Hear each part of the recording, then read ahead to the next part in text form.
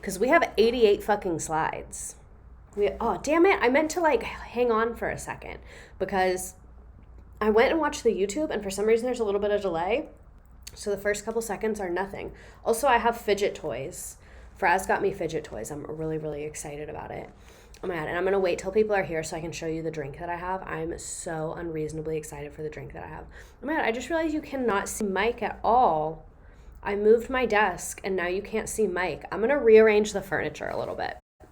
Y'all are getting more than you usually get. I'm going to rearrange the room. Let me know what you're thinking. Also, my pants are like very 2000s mom pants.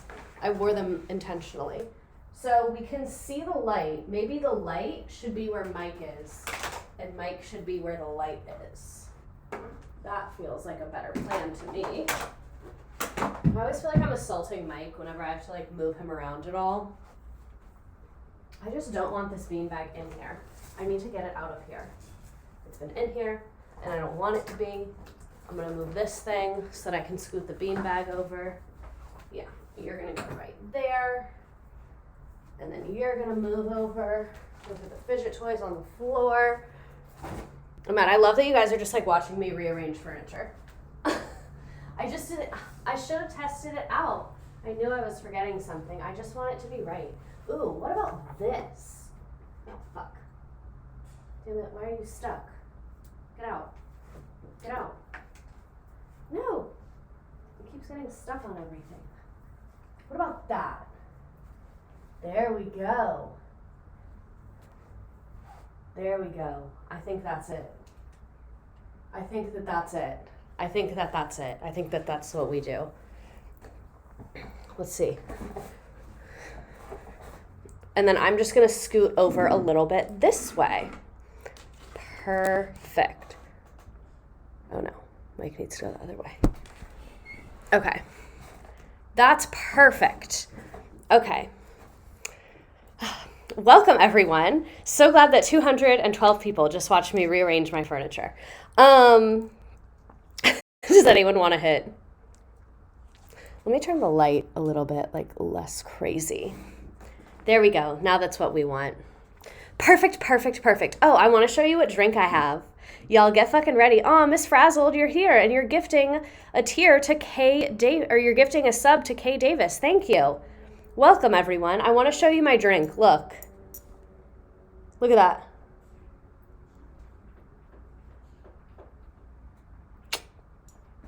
Look at that. Hey bitch. Oh man, a bunch of people just left.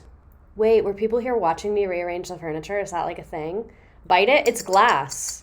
I'm not going to bite this. It's fully glass. Oh, I can't open it. You guys, I was working out and I slammed my pinky in between two weights with my acrylic on, and there's no blood, but I feel like that could not have been good for me. You know what I mean? All right, everyone telling me to bite the bottle. It's glass. Why do you want to see me suffer?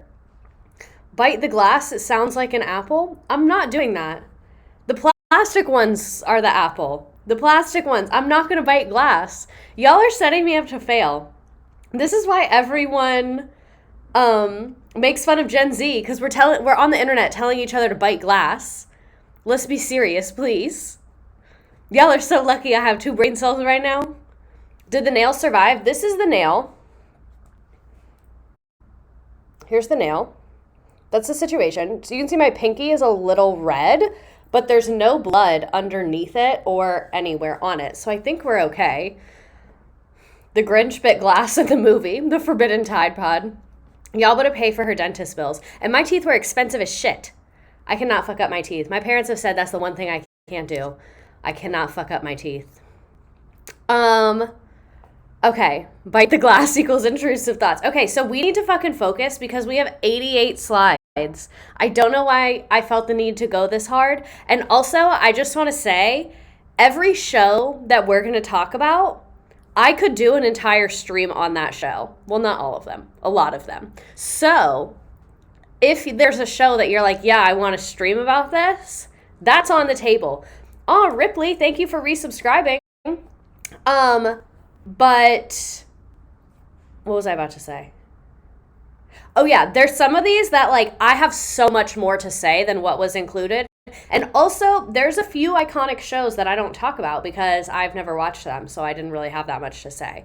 But let's go ahead and get into it. We're doing Jersey Shore. Absolutely, there's going to be a Jersey Shore deep dive. Much of this is about Jersey Shore. Jersey Shore has a lot of slides to it compared to most other shows on here. This is the kind of history class I dreamed of in school. Okay, so if you follow me on Instagram and Twitter, you know that our topic this week was supposed to be Scientology, but then after like 15 minutes, I was like, wow, this is really confusing and depressing, and a lot of people are getting hurt like right now, and I'm afraid the Scientology people are going to sue me, so I'm kind of not having the best time with this. And then I was like, let's just talk about reality TV instead, because, you know, we have enough to be depressed about. Leah Remini coming for it. Exactly. I was like, Leah Remini can talk about Scientology. I don't have anything to say that Leah Remini isn't already saying. So there was just like no real point to me talking about Scientology, I felt. But I do have a lot of points talking about reality TV. I left at 7:05 and get to get tacos at 3.5 miles away and got back at 7:25. I live in Miami, so that would have taken an hour. That errand would have taken an hour. Everyone always makes fun of me. They're like, you never leave your house, you never go out, you never do anything. And I'm like, because everything takes too long, and I don't care enough to do it. I only do things that are convenient. Scientology is scary and heavy. So let's go ahead and get into reality TV. Okay, good. I have my phone. Oh, should I try and go live on TikTok? Yeah. I'm probably going to get banned again. I'm kind of afraid. Sorry, my coworker texted me. Someone's looking for a hand model. Maybe I should do it. My eyelashes, they're kind of fucked up. That's not great. Oh, I can't go live. I forgot I got banned from going live. Just kidding. That takes the pressure off. I'm banned again. Per usual. Okay. So, let's get into it. We're starting at the very beginning. The very, very beginning. Y'all thought we were going to start with the real world? Nope. We're going back to the fucking 40s. So, I don't really like the way my screen is laid out right now. There we go. Okay, that's better. Precedents for television that portrayed people in unscripted situations began in the late 1940s. There was a show called Queen for a Day, which is like the earliest example of reality-based TV. So it wasn't like reality TV what we think of. It was kind of like game show type TV. And then the 1946 television game show Cash and Carry sometimes featured contestants performing stunts. Debuting in 1948, Alan Funt's hidden camera show Candid Camera, based on... Mike! Y'all just saw Mike fall? Oh my god, Mike! Mike! He's fallen a lot of times, but he's okay. There we go. I wonder what my neighbors think that I'm doing. Throwing That's so funny. How did you acquire Mike?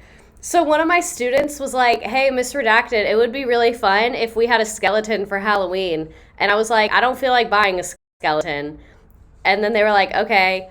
And then I was just staring at this one spot in the room, and I was like, it would be really cool if there was a skeleton there. And then I found him at Home Depot for only $30. So I was like, that's reasonable. I can spend that much on a skeleton.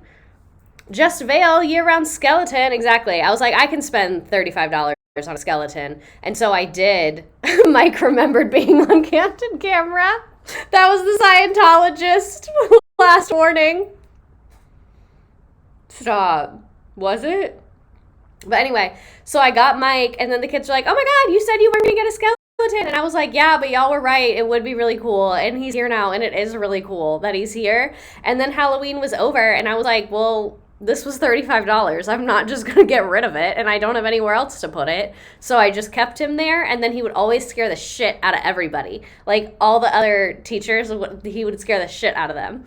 And I thought that was really fun. And one time I was getting observed by all these principals, and one of them audibly screamed because he was like kind of behind a bookcase, so you couldn't really see him until you crossed the corner, and then he was like there. So yeah, definitely worth it. And then when I left, I was like, 30 or 35, what's the truth? I don't know. Whatever it was at Home Depot in 2021. I need to stop putting my name on the internet. You're fine. Okay, so back into what we were talking about. So, debuting in 1948, there was that Candid Camera show that Mike was on. It used to be a Candid microphone radio show. This also feels very, very illegal. No, the custodians knew about Mike because they tried to throw Mike away when Halloween was over. And I was like, no, he stays. And they were like, okay. Where was I? So it was broadcast unsuspecting ordinary people reacting to pranks. And then 1948 talent search shows, Jesus, such as Ted Mack's Original Amateur Hour and Arthur Godfrey's Talent Scouts featured amateur competitors and audience voting. So it's like, it's not reality TV that we think of, and it honestly sounds really boring, but it kind of is reality TV if you are picking up what I'm putting down. By the 1950s, game shows beat the clock. Truth or Consequences involved wacky competition, stunts, and impractical jokes. Confession Was a Crime and the Police Show that aired from 1958 to 1959 with interviewer Jack Wyatt questioning criminals from assorted backgrounds. I would watch this, personally. I would watch that. They just got to interview criminals on television? That's hilarious. Like, how was that allowed? And then the radio series Night Watch tape recorded the daily activities of Culver City, California police officers. So that's kind of like Cops, like the radio version of Cops. And then a series called You Asked For It incorporated audience involvement by basing episodes around requests sent in by postcards from viewers. I don't think that counts as reality TV, personally. Officially on my other account, definitely not my first time here. Welcome, Ryan Emmy. Reality game shows, exactly. Reality game shows is exactly the vibe that we have here. So here's some of those shows. They seem really, like, I guess for the time they were good, but not to me. This is so good. I was going to drink a Truly, but I was really hungover this morning. So I was like, that's probably not the best idea to drink a Truly when you're hungover. And then I remembered I had this Martinelli's, and I was like, nah, that's going to hit way fucking different. Like, that's going to hit so much better than a Truly. You're not very late. You're only 12 minutes late. We, like, barely started. So the Queen for today. Here's Candid Camera. And then here is Ted Mack and the Original Amateur Hour. So you can see very, like, early reality TV. But this is like the first show that I was like, okay, that's reality TV. And it was in 1973. It was called An American Family. It was on PBS. PBS is like publicly funded. So PBS can sometimes do some, like, I don't want to say riskier shit, but like more artistic shit and like new shit because their funding is less dependent on ratings and stuff like that. I wonder if any of your old students watch and are like, damn, I wish this is what we were learning. Show yourselves. Cops would be a way better show if the cops didn't know they were being filmed. I could not agree more. I would watch it if that was the case. Also, this fidget that Fraz got me, I'm like, actually, I want to bite it. Like, it's so fun though. American Family sounds like trading spouses. That's one show that I wish I could have included, but we already had 88 slides, was Wife Swap, because that's a hilarious wife swap. I love PBS as well. Okay, but anyway, back to 1973. It offered an intimate and sensationalistic examination of a single family alongside a powerful critique of American society. Unlike commercial networks, like what I was saying, dependent on advertising revenue, PBS has the flexibility to broadcast experimental program that challenge audiences without pressure from advertisers that prefer to sponsor comfortable traditional content. In fact, the program's problem is that it was too realistic to a TV audience that was accustomed to sitcoms, because obviously people are normal and people have problems, so it wasn't like a sitcom family. So it was only one season, the most important series in television history. The way he was literally right, like the way that he was correct, that he was the first reality TV show, an intimate documentary into 7 months of real life of the American family. So this is a family. It's like a pretty big fucking family. Purple Koala 326, thank you. The dog's hairstyle is on point. It really is. Like, they knew what they needed to do. So I was gonna show you guys a clip of An American Family, but it was literally the most boring thing I've seen in my life. I only made it through like 7 minutes of it and nothing happened. It was just like introducing everyone, and I was like, this moves so painfully slow. Like, I was like, there has to be interesting points, but I feel like people now talk way faster than they used to talk. Like, the narrator on the show, I was like, could you be talking any fucking slower? Like, could you speak at any of a slower pace? So I just, like, couldn't even find one for you guys to watch, and I didn't want to put you through that. So I'm not going to put you through that. Is the biggest takeaway. Also, I wish I could have included more clips, but I have copyright claims against me, and I'm not trying to get kicked off the internet, so they're limited. So, An American Family. From the start, producer Craig Gilbert sought to use the Loud family, mother Pat, father Bill, and their 5 children. They lived in Santa Barbara, California, and he wanted it to force audiences to grapple with the issues at the heart of the American condition. He knew that the accurate portrayal would shock audiences, because people said, gotta get that on 3 times speed. Yeah, exactly.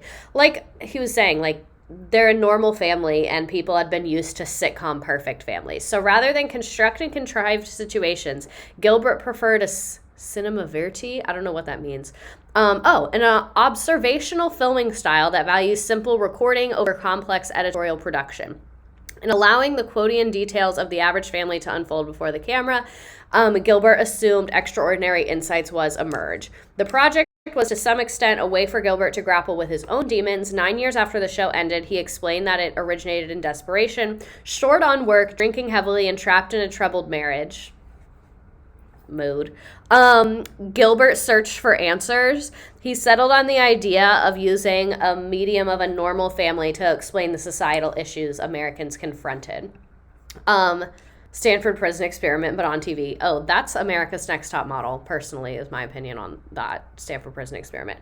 So he found a perfect family, one that would appear reassuringly comfortable to viewers, meaning like white, married parents, not poor, like that kind of vibe. Also, reality TV is like white as fuck, especially in the earlier days of it. Where was I? Mimicking the plastered smile sitcoms found on commercial networks, An American Family would hook viewers with its seemingly normal, then educate them by raising larger truths about the problems in America. Gilbert was not aware of the specific issues the family was confronting at the beginning. His belief is that no American family was perfect, and he was quickly proved to be correct. Viewers watched as Pat and Bill divorced, and their son Lance refused to hide his homosexuality. So even though it was like very... Oh, I go live on Instagram. Even though it was like, when he picked them, he was like, oh, super normal American family. He was like, nah, everybody got shit in their closet. Something's going to come out. And then something just came out. You know what I mean? Why does it say I'm listening without audio? Oh my God, why? Did I do that to you? Can you do that to someone? Imagine if you could do that to someone. Lance came out. Lance was like, I don't give a fuck if it's the 70s because I'm gay. And I'm not going to not be gay. That's y'all's problem. Get with it. The end of An American Family era. So though the show fulfilled the producer's vision, it was very unsuccessful. The family complained mostly after reviewers and critics like cast the family as hollow and problematic. Pat accused Gilbert of being manipulative and even staging events, even though Gilbert said that was the exact opposite of what he was trying to do. But, you know, accusations that were made surprised the producer because the family reviewed footage with him before each episode was packaged. Can you imagine reality TV today if people got to review the footage? Like, no, we truly put them at their fucking worst. We truly, truly put them... Oh, Twitch apparently thinks that my audio is shaky because I have a broken AirPods. It's amazing. So, An American Family aired only 12 episodes and then disappeared, only to be rediscovered by scholars later and used as a historical document. That's what we're doing right now. I'm a scholar, I rediscovered it, and we're using it as a historical document. When my brother was choreographing for Dance Moms, your brother was choreographing for Dance Moms? Wait, this is so dumb, but Abby Lee Miller doesn't do the choreograph. I don't know why, I just thought she would. She always makes such a fucking big deal out of it. He choreographed Boss Ladies. Oh my God. What does Abby Lee Miller do? Okay, so here we are historically commentating on this. So then the next version of reality TV we have is Real People on NBC. This started in 1979, and you guessed it, it featured real people who had unusual Unusual Jobs or Hobbies. Peter Billingsley and Fred Willard were just a couple of the regular hosts. Hosts would introduce the pre-filmed segments and provide comedic banter in front of a studio audience. We are going to watch a little bit of this one, just because why not? And it's like not the worst thing ever. So let me put my volume up some.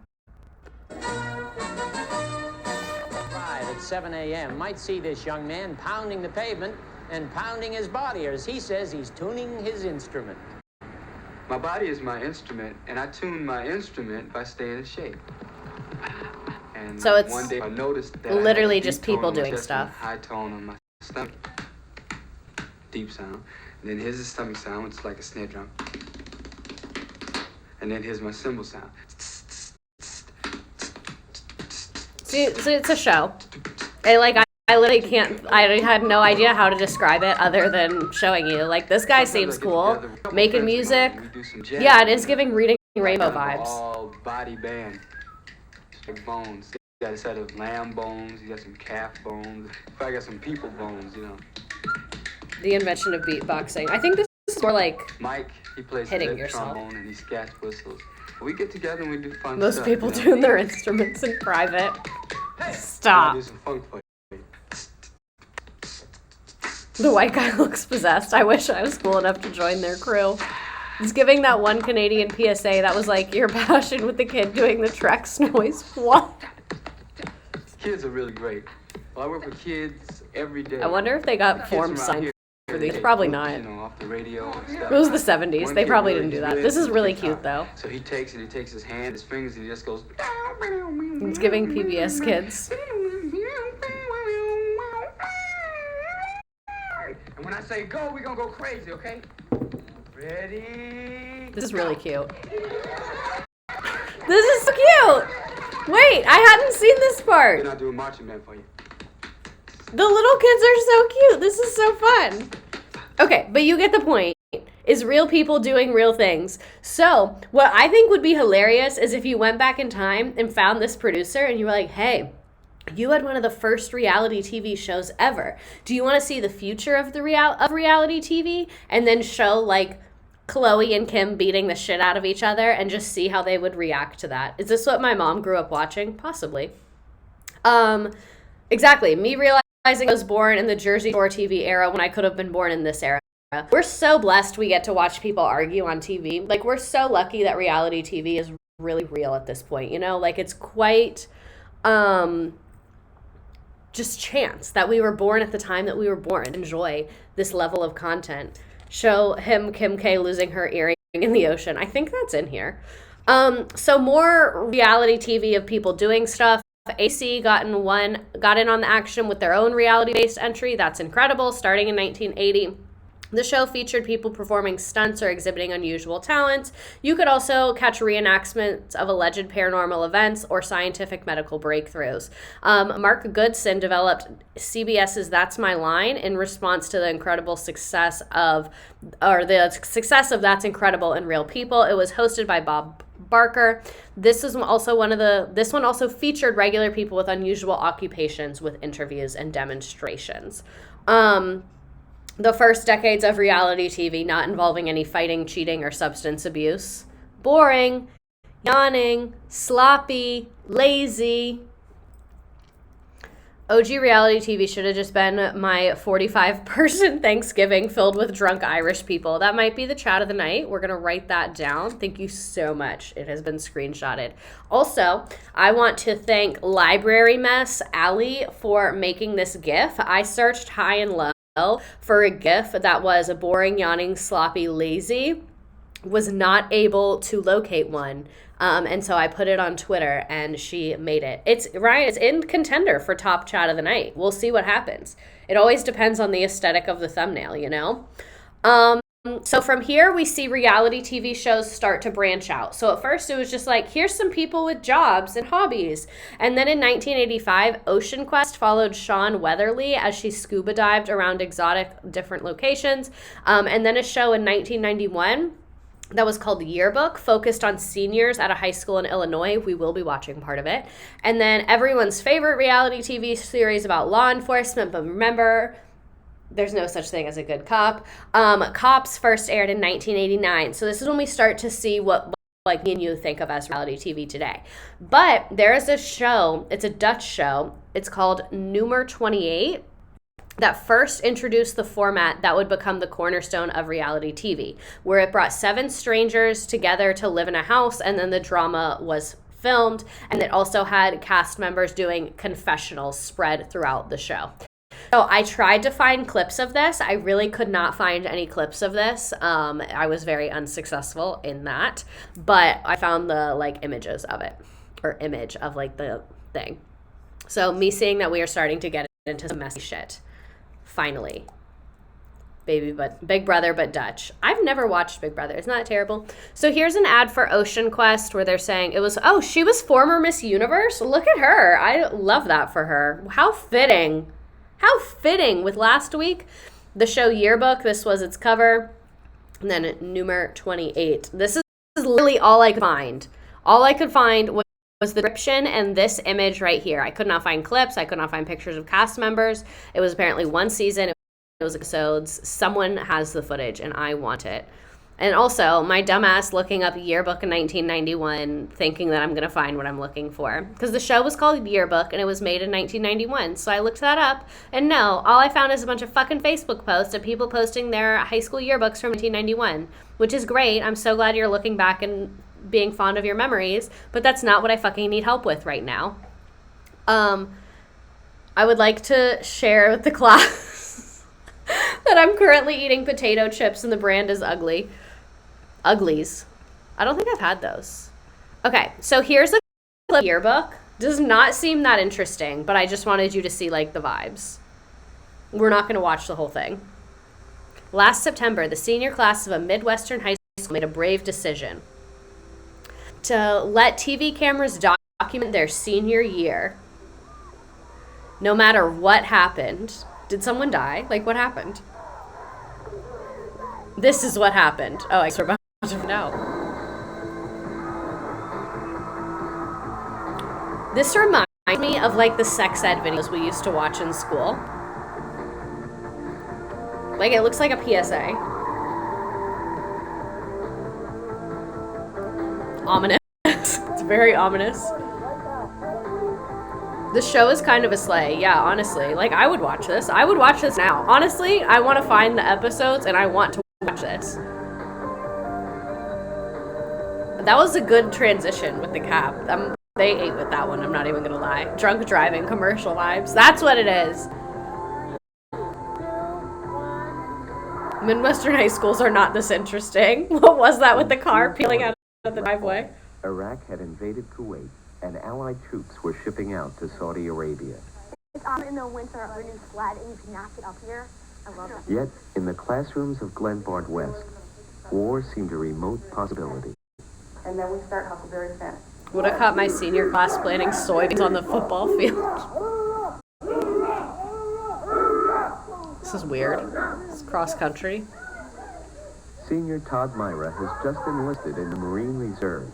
His training sessions will last until graduation, and then he'll ship out. Well, since my dad was in the Marine Corps and two of my uncles were in the Marines, I had always had an interest in going in. Did he just say his dad killed his uncle in the Marines? That cannot be right.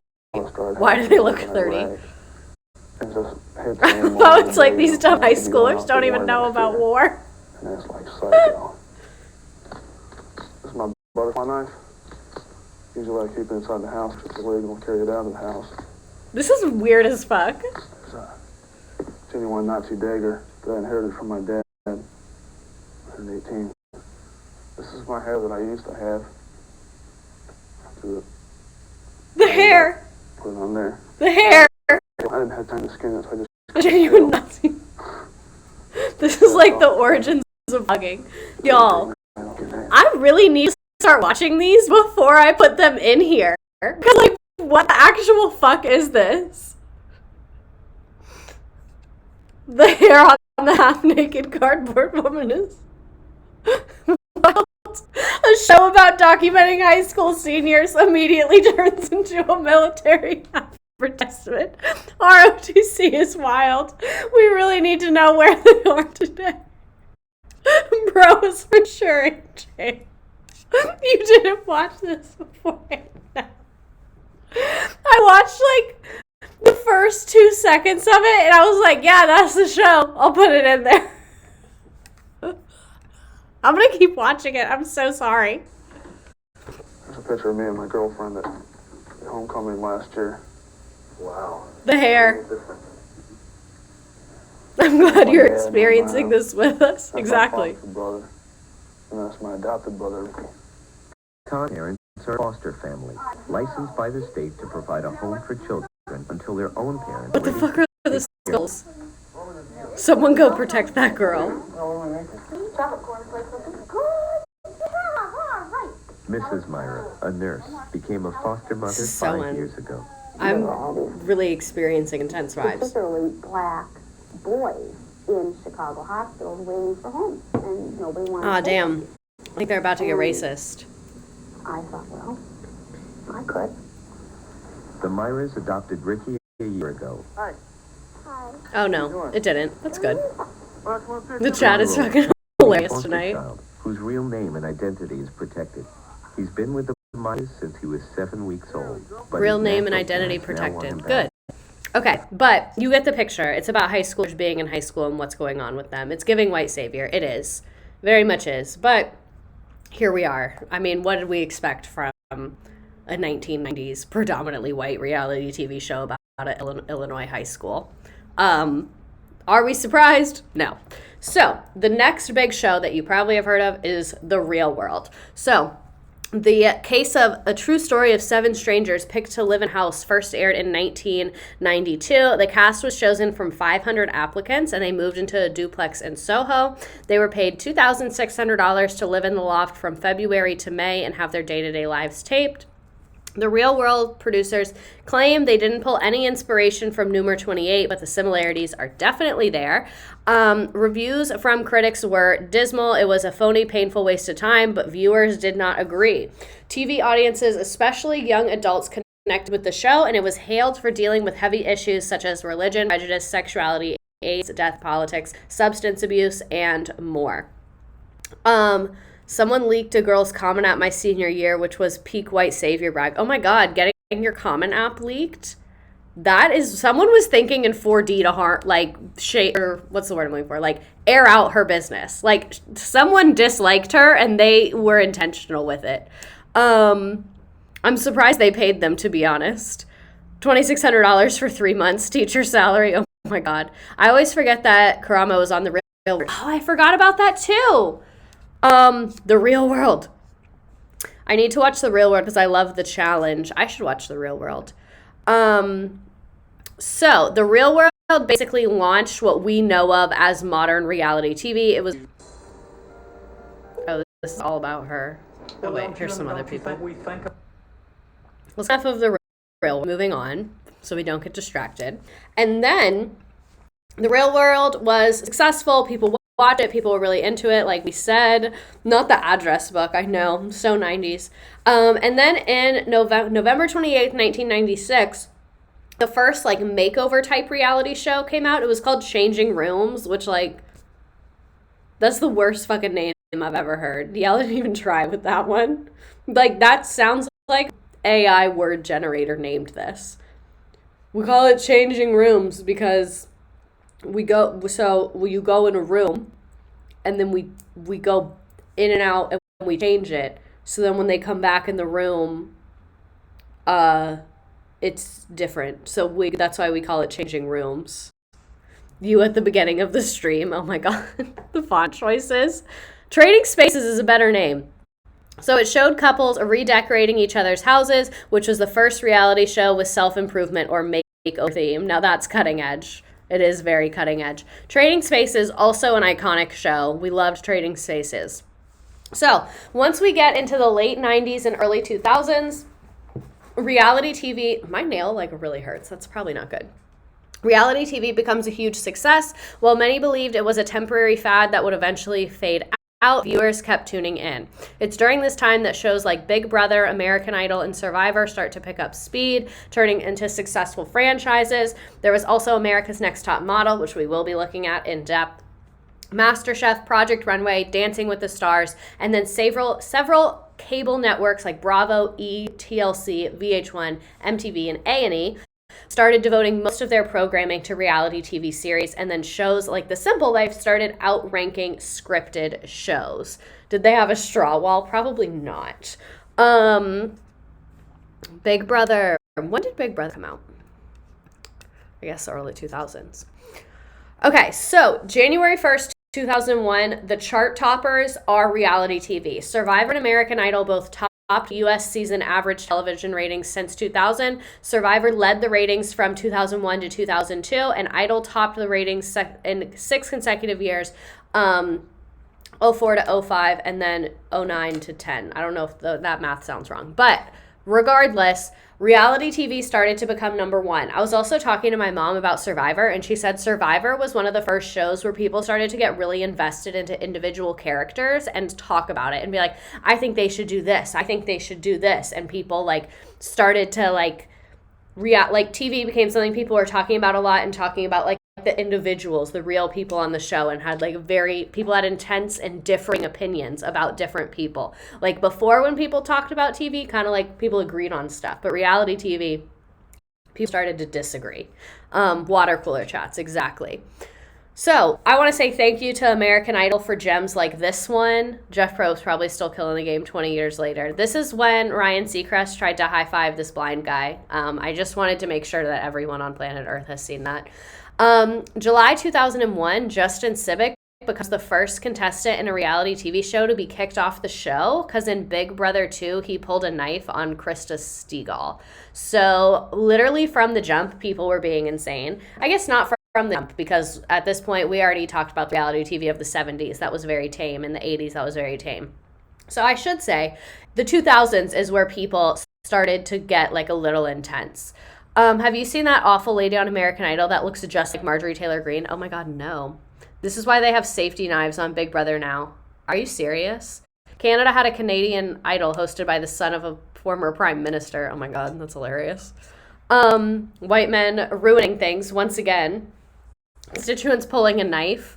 I had no idea that this happened. He was a psycho. I don't know anything about this show. I've never sseen this show. Oh, what? No. Didn't Puck get kicked off the Real World? I don't know. Maybe it was like the Real World was on for a long time, so maybe it was later. You know what I'm saying? Okay, so internationally, these shows also like started to go international basically throughout the 90s and 2000s. I don't know why I felt the need to put international on here, but you can see it's like every fucking show ever.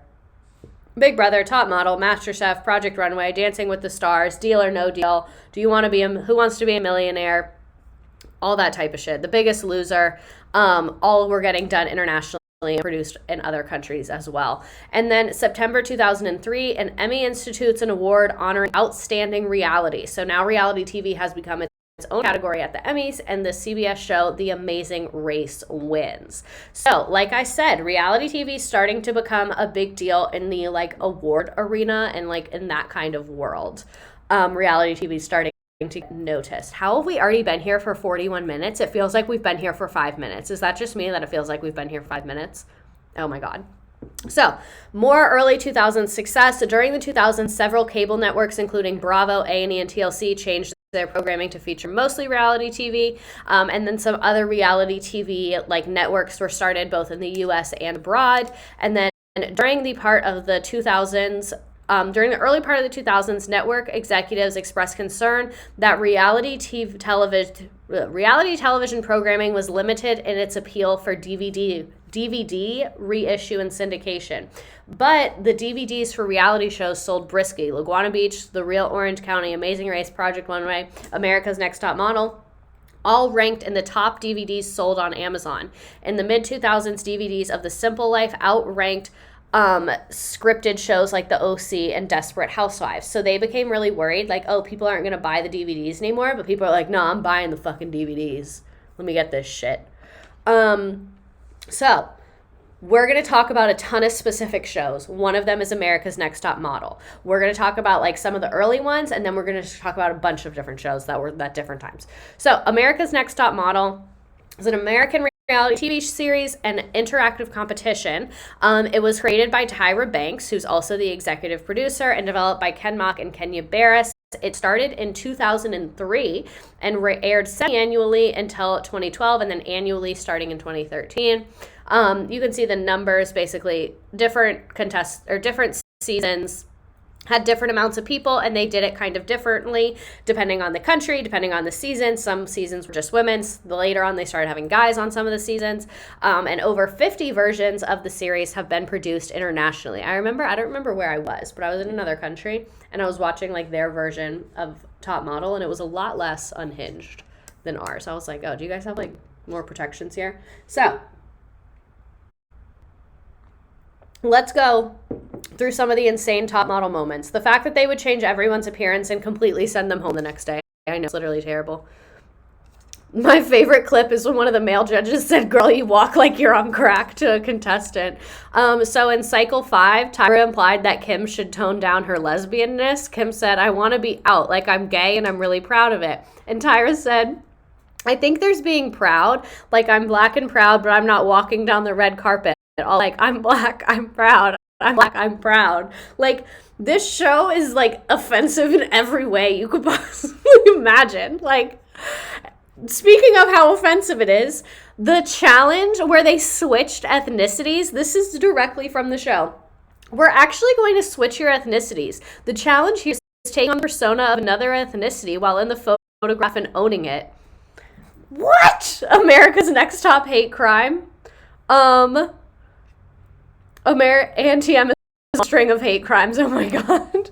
It really, really is. They really just did blackface and appropriation. I didn't include pictures from the challenge because I was like, we just really don't need to look at that. Like, I'm not gonna, like, no. Like, I just don't want to look that up. I don't want to look at it. I don't want y'all to look at it. Like, I don't want to be the person that's making you look at it. So I thought I'd just have the judge explaining the challenge because it's just so fucking unhinged. This challenge where they walk down the runway like almost naked and then people sprayed silky string at them. It also sucks because even if the contestants were uncomfy, even if they refused, they'd be sent home. Exactly. When London was eliminated because of her weight gain in cycle 12. Cycle 1, Janice Dickinson told Shannon to go work at a car factory or a bakery because she didn't want to pose nude due to her religious beliefs. So literally she was like, "Hey, I'm religious, so I don't want to pose nude." And then Janice Dickinson was like, "Get your titties out or go be a Honda factory employee."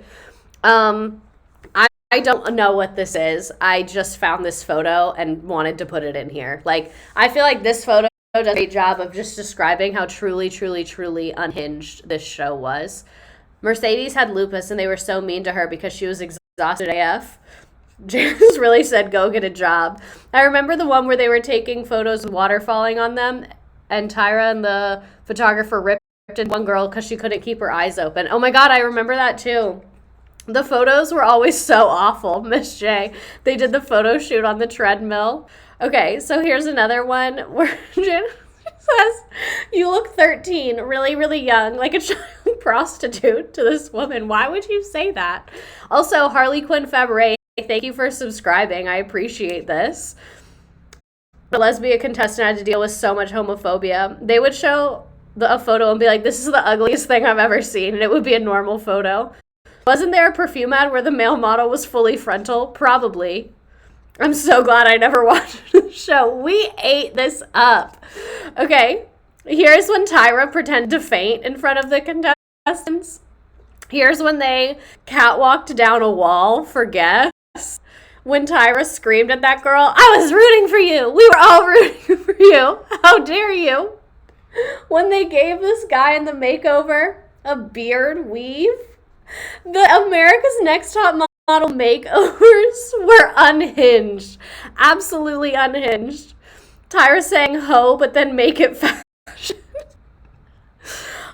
Here's one of the makeovers. Molly, she had like straight, like her natural hair color, or her natural hair, bone straight, and then they like permed it into this and put weave in her hair. So then I remember they like put the weave in and like they like sewed it into her skin, and she was like, I think this is messed up, and they were like, no, it's not, you're just not used to having weave in. And she was like, okay.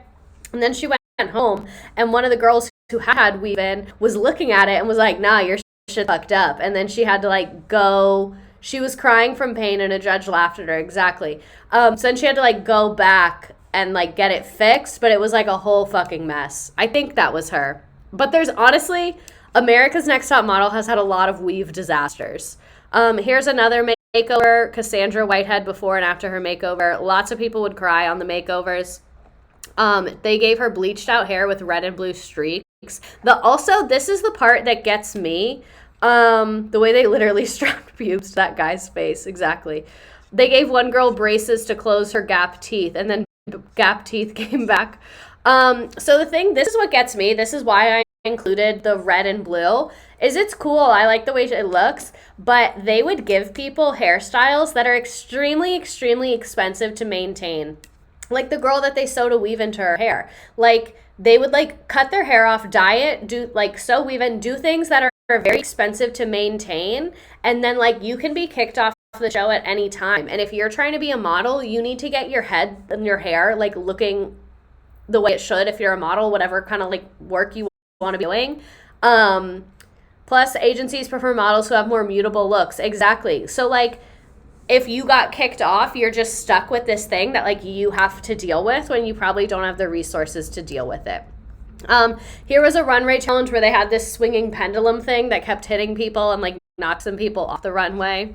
Tyra Banks, after cutting off all your hair and making you question your entire identity. Just leave. You're done. To unionize the America's Next Top Model contestant. Why the fuck was the show on for so long? I'd have my head before they cut my hair. Exactly. Okay, then reality TV really started to pop off between the 2007 to 2008 Writers Guild. So the Writers Guild is like the union of screenwriters, I guess. They had a strike, which began November 5th, 2007. And this was a labor conflict that affected a large amount of television shows that were due to be broadcasted during that season. So negotiators for the strike reached a tentative agreement on February 8th, 2008, and the boards of both guilds unanimously approved the deal on February 10th. Striking writers voted on the 12th to end the strike immediately, and then they ended up like working out the contract. But because this strike happened, while scripted television series were forced to take a hiatus, this was not the case for reality shows because reality shows don't have writers on them, so that strike didn't really affect them. Once pre-strike commissioned episodes went out and fictional series were on lockdowns, broadcast and cable networks clamored for any original content they could find. As a result, some industry watchdogs connect the writers' strike with the boom of reality television. Considering more than 100 unscripted shows, from competition shows to dating shows to life improvement series, either debuted or returned during that 2007 to 2008 season. So, me when I find the chance to talk about organized labor, and then it comes up. Rest in peace, season 2 of Friday Night Lights. You had so much potential if we didn't have the strike. If one of the most iconic faces of my industry got on TV and told me I was ugly, I don't know what I would do. Probably perish. Yeah, exactly. I would literally just be like, okay, I'm going to go work at Best Buy because I can't do this, actually. So let's take a look at some of the most important categories and shows to exist during the reality TV golden era. So I was going to try and put things in chronological order and be like, that's how you can tell this show drew inspiration from this show. And then I was like, that's kind of annoying, and I think it would just be easier for my brain and easier for everyone else if we talk about it in categories, because so many of these overlapped with each other, so like a timeline doesn't even make sense. So we're going to talk about a bunch of different categories. So, and I hope my slides are in order. Nearpod was being super fucky with me today. So first, let's talk about materialistic, hypercapitalistic reality TV. First, we have MTV Cribs, also known as Cribs, is an American documentary television that features tours of private homes of celebrities. It was originally on from 2000 to 2010, and then in 2017, they did a short form episodes and did it through Snapchat Discover, which whatever the fuck that means. And then they rebooted the show for full-length episodes in 2021. First aired in 2000, but by 2005, they had featured tours of over 185 celebrities, including musicians, actors, athletes, over the course of the 13 seasons. The show was originally narrated by Ananda Lewis and then Shuchin Pak, originally of MTV News. Producers decided not to include a host, which I find really interesting, because they wanted to make the show feel more intimate. And each 30-minute documentary-style episodes begins with a celebrity opening the front door, introducing themselves and saying, "Welcome to my crib." And then the Steadicam follows the person around the house and does frequent close-ups to make it feel like you are actually in their house with them. So here are some just iconic screenshots from Cribs. Also, I see you guys in the chat talking about like all the shows we're going to talk about, and I like was really hoping I did a good job picking the best ones, and you guys predicting them is confirming that. So this fucking bathtub, here's Kim Kardashian. 50 Cent's fridge where he has like an insane amount of vitamin water. Aaron Carter, rest in peace, with his dog in this little like Jeep thing. Ashton Kutcher's baby blanket that he still has for some reason. Beyonce's room. I really would like to know when she changed this. I want to know what her room looks like now and when she changed that. Here we have Fantasia's table with these lions on it and these giraffes in the background. Joey Fatone's NSYNC shrine. We also have Lil Wayne's living room that literally has a hot tub in it. And I'm also deceased that the only part of the room that has carpet is the part with the hot tub on it. Like, you are quite literally begging for mildew. This interior design is begging for mildew.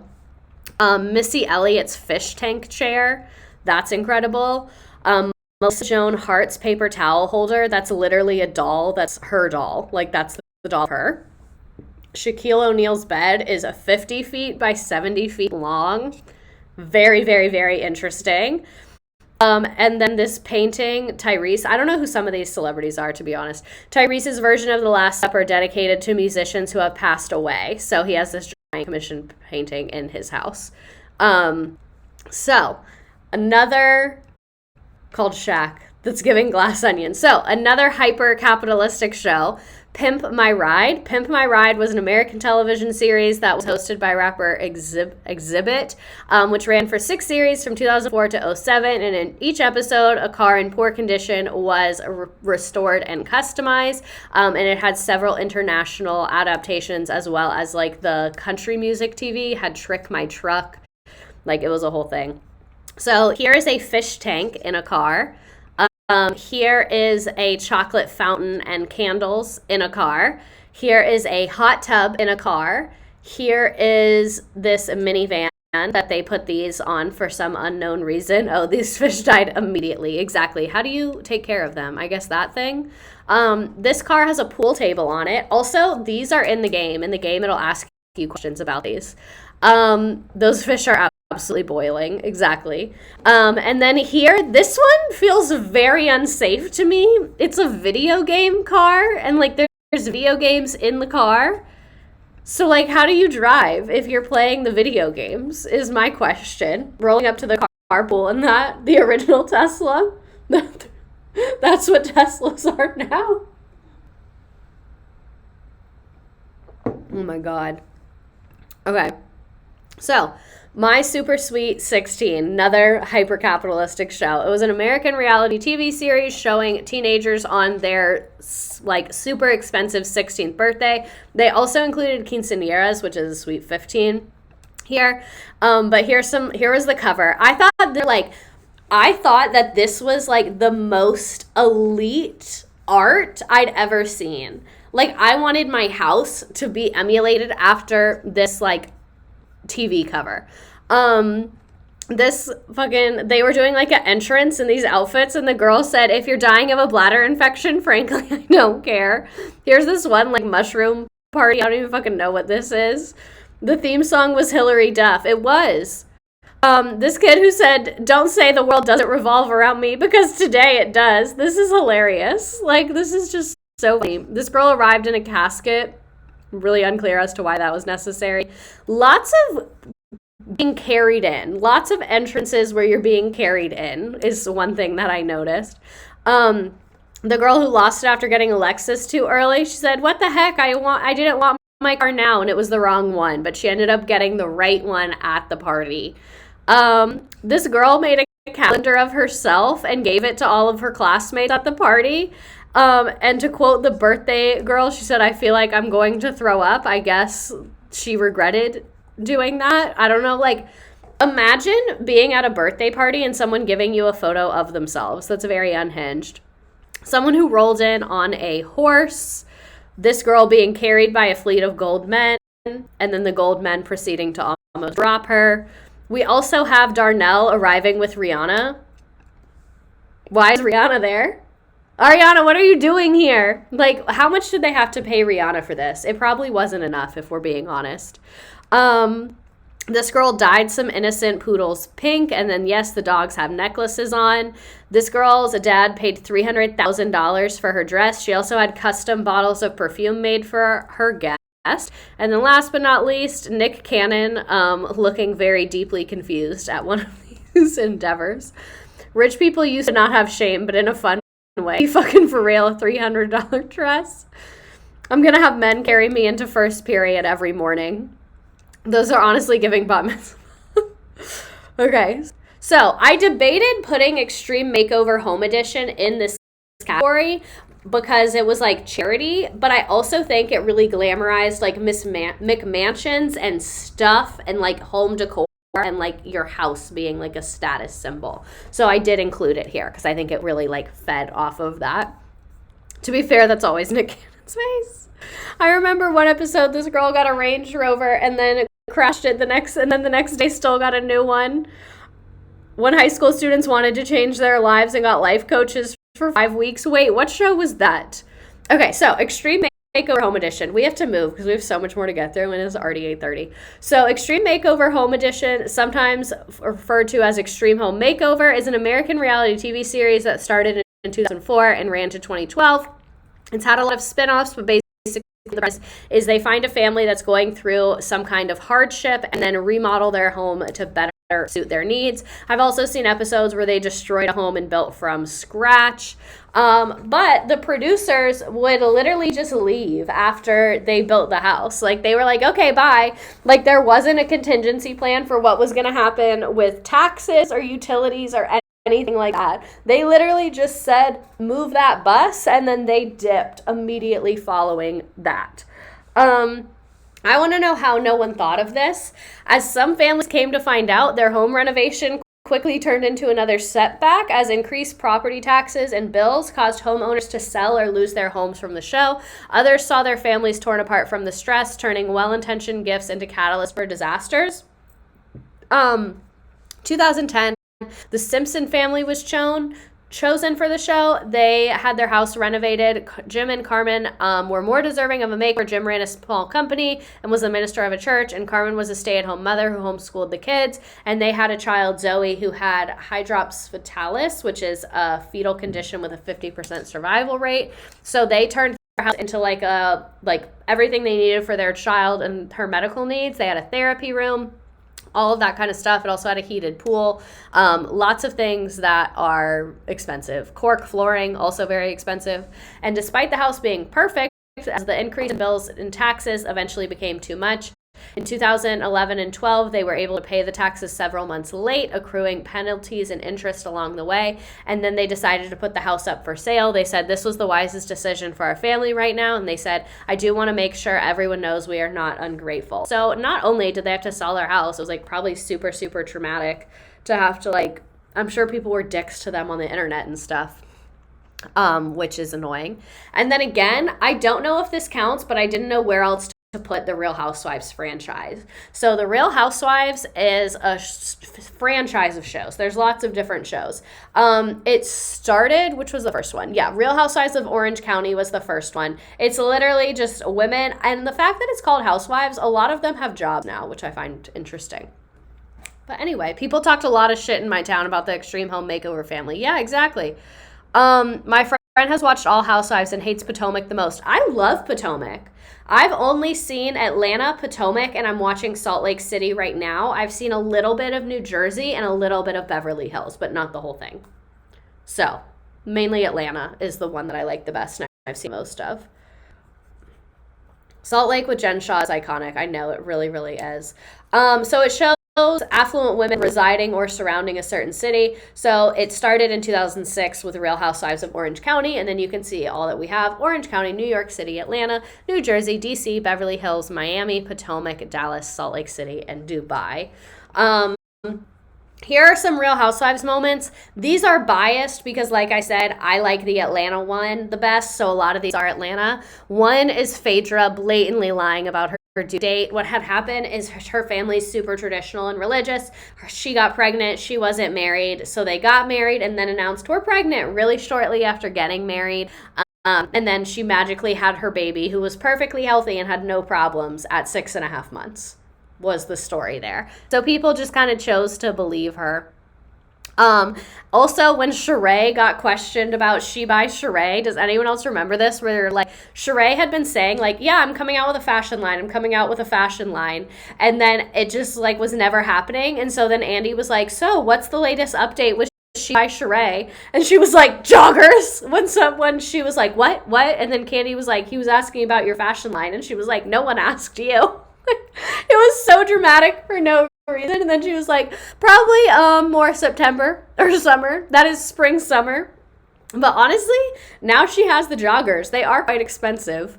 Here's Kim Zolciak drinking wine and smoking a cigarette in her car. One thing that like I hate that Kim Zolciak makes me feel so represented, but as like an equally insane white woman, she really does. The videos of her smoking cigarettes inside her townhouse with her kids there, like, I tried to find pictures of that and I could not find it.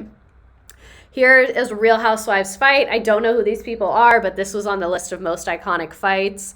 Housewives walk so Selling Sunset could run.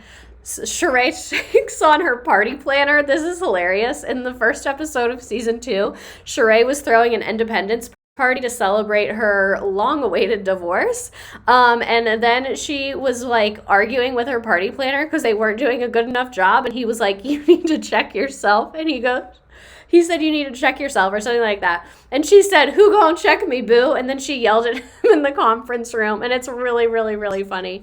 This stream, like I said, could easily be 10 hours because we could watch all of these clips. We also have the leg throwing on Real Housewives. I don't know who these people are either. This isn't one that I've seen, but I know that this is one of the most iconic moments.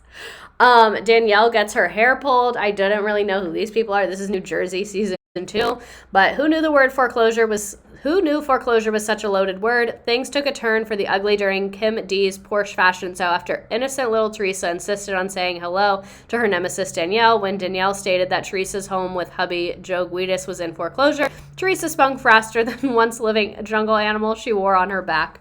So there's another Real Housewives fight. I thought this was fucking hilarious. This is from Real Housewives. Someone just gave me side eye. Cyanide, doesn't that kill you? I couldn't find a picture of Teresa's table flip. I could only find GIFs, and this fucking platform wouldn't let me put the GIFs in here. So, let's breathe. That was a lot. We just covered like 10 slides in like 5 fucking minutes because I was worried about time. So let's catch up with the chat.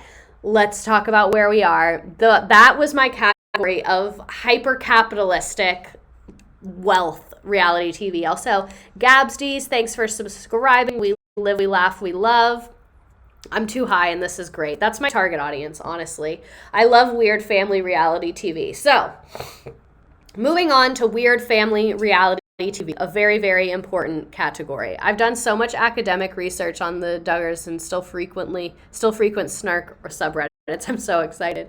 So, starting with 19 Kids and Counting, formerly 17 and 18 Kids and Counting. This is an American reality television series that was on cable for 7 years until it was canceled in 2015. The show features the Duggar family, parents Jim Bob and Michelle Duggar and their 19 children, 9 daughters and 10 sons, all of whose names begin with the letter J, which was not intentional. Apparently they did their first couple kids with J names and then they didn't want anybody to be left out. During the duration of the show, 2 children were born, 3 children were married, and 4 grandchildren were born. The show focuses on the life of the Duggar family, who are devout independent Baptist and frequently discuss values of pure purity, modesty, and faith in God. The Duggars avoid birth control, which is interesting because them avoiding birth control is actually just a trauma response, because they used to use birth control. Michelle got pregnant while she was on birth control and had a miscarriage. And the doctor basically said, like, oh, you had a miscarriage because you were on birth control when you got pregnant, which can cause a lot of issues, which I'm not a doctor, but I don't know. I think that's probably true. That sounds right.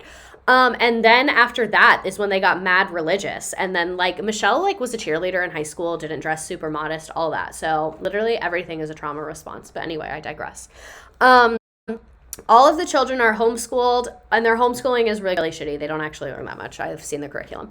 And access entertainment such as movies and television is limited. They practice chaperone courtship, which a couple becomes acquainted only in a group setting. It began in 2008 and concluded in 2015, like we said. And the show is one of TLC's most popular shows. Some random weird shit about the Duggars.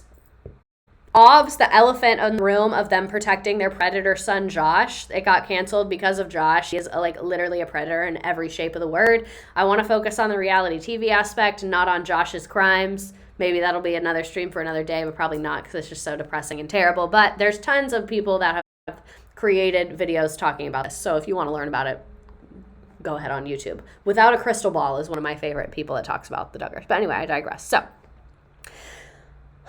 the Duggar family uses what they call a buddy system, which is a system that requires an older child to take care and responsibility of a younger sibling.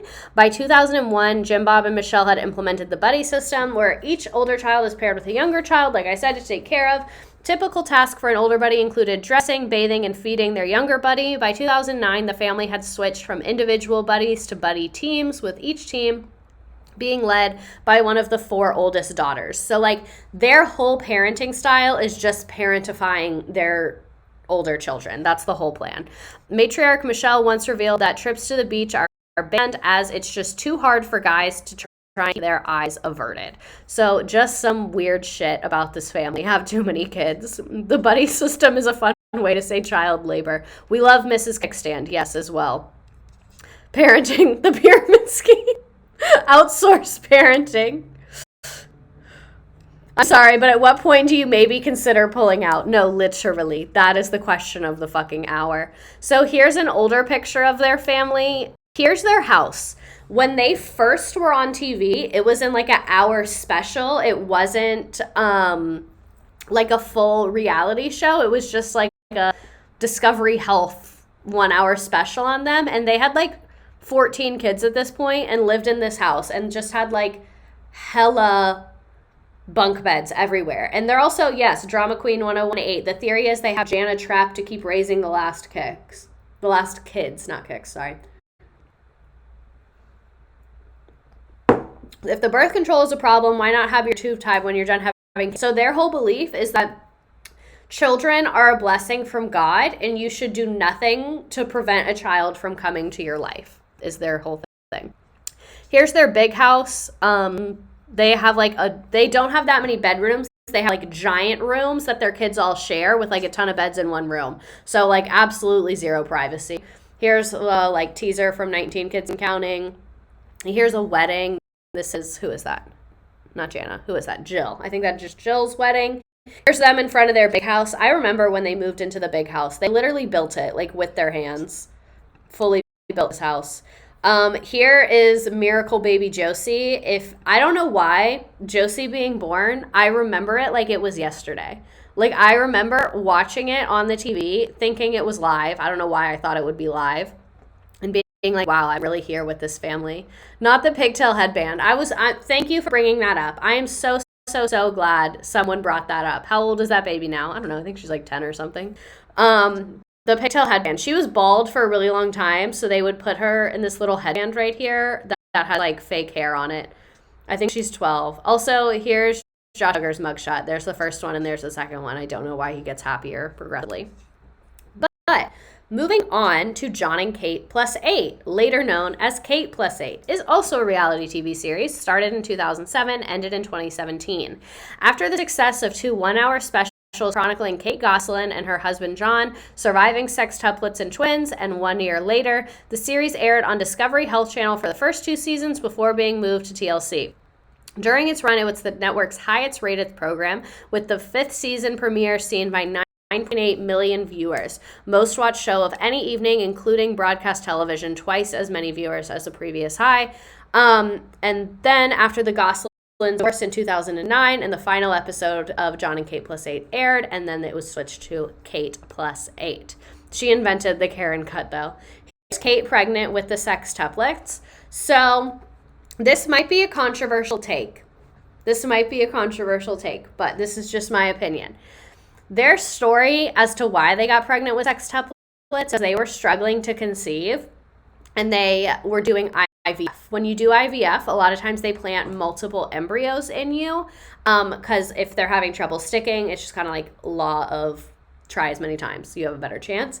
So that's how she got pregnant with sextuplets. It's so rare for that to happen naturally. And when something like that happens, doctors will usually be like, hey, it's really dangerous for you to be pregnant with this many babies, just because like the human body can't really handle that. And then they will sometimes remove certain embryos so that you are pregnant with like 1 kid or 2 or 3 or whatever. So I personally think they also talked about how they were having a lot of financial trouble at this time, and like were in debt, and John lost his job and all this stuff. I think it's just like a little crazy to be having 6 kids when you're having a lot of financial troubles. I think that that's like a lot. I'll go ahead and say it. It's irresponsible to go through with that, and it's not fair to the kids at all. Great way to phrase that. Thank you. Like, that's just a lot to me. Like, to bring in like 8 people is a lot of people to take care of. Like, you cannot be emotionally present for 8 people all the time, especially like finances have so much to do with having kids. Yeah. If they didn't get the show, they would have been absolutely screwed. Yeah. So he had a job in like IT or something like that. And they've said that without the show, they like would really not. 8 people on 2 people's income. That was on the doctor, though. Wasn't responsible to implant that many embryos. That's true too.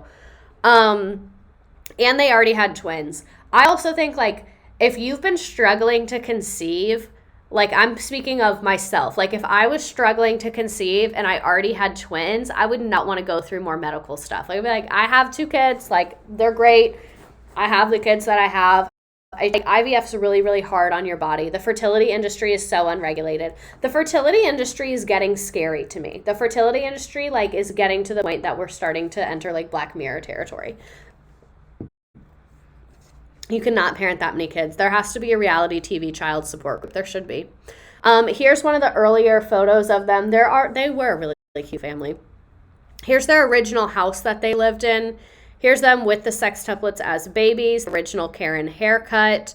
Here's Kate yelling at John in Toys R Us, literally iconic moment. Unionized kids on TLC shows who have been traumatized. That's another contender for Chat of the Night, Jellyfish Spine. Here's them carving pumpkins. Does anyone remember their little like half circle table that they would put the kids in? Here's them in their van. They had this giant van, which like you'd have to have a van this big. You truly have to. The twins were IVF too. Yeah, they were. Multiples are much more common with IVF. The van. Did they ever use leashes? Not that I recall. I feel like they would have gotten eaten alive by that. Here's them on a trip. I think this is when they were in Hawaii. I am really bothered that like only they are in matching bathing suits, but they're not. I know like something probably happened to his, but I'm just bothered by that. Here's them taking their kids to school. Honestly, Kate knew she was like going hard with this outfit right now. They had one of those daycare ring rope things. Yeah, where the kids hold the little loop, but it wasn't a leash. Do we remember them going to the Crayola factory and they weren't allowed to use markers? Hot take, child leashes are 10-10. I'm definitely not anti-leash. I think it varies kid to kid, but I'm definitely not anti-leash. I think I worked out too much today. I kind of feel weird. Here's a birthday party. I always remember their birthdays being a really big deal. They also had beef with Aunt Jody. Kate's brother basically revealed, like, hey, they're not doing right by the kids. They should, like, they were, like, beefing, essentially. I don't remember exactly what it was.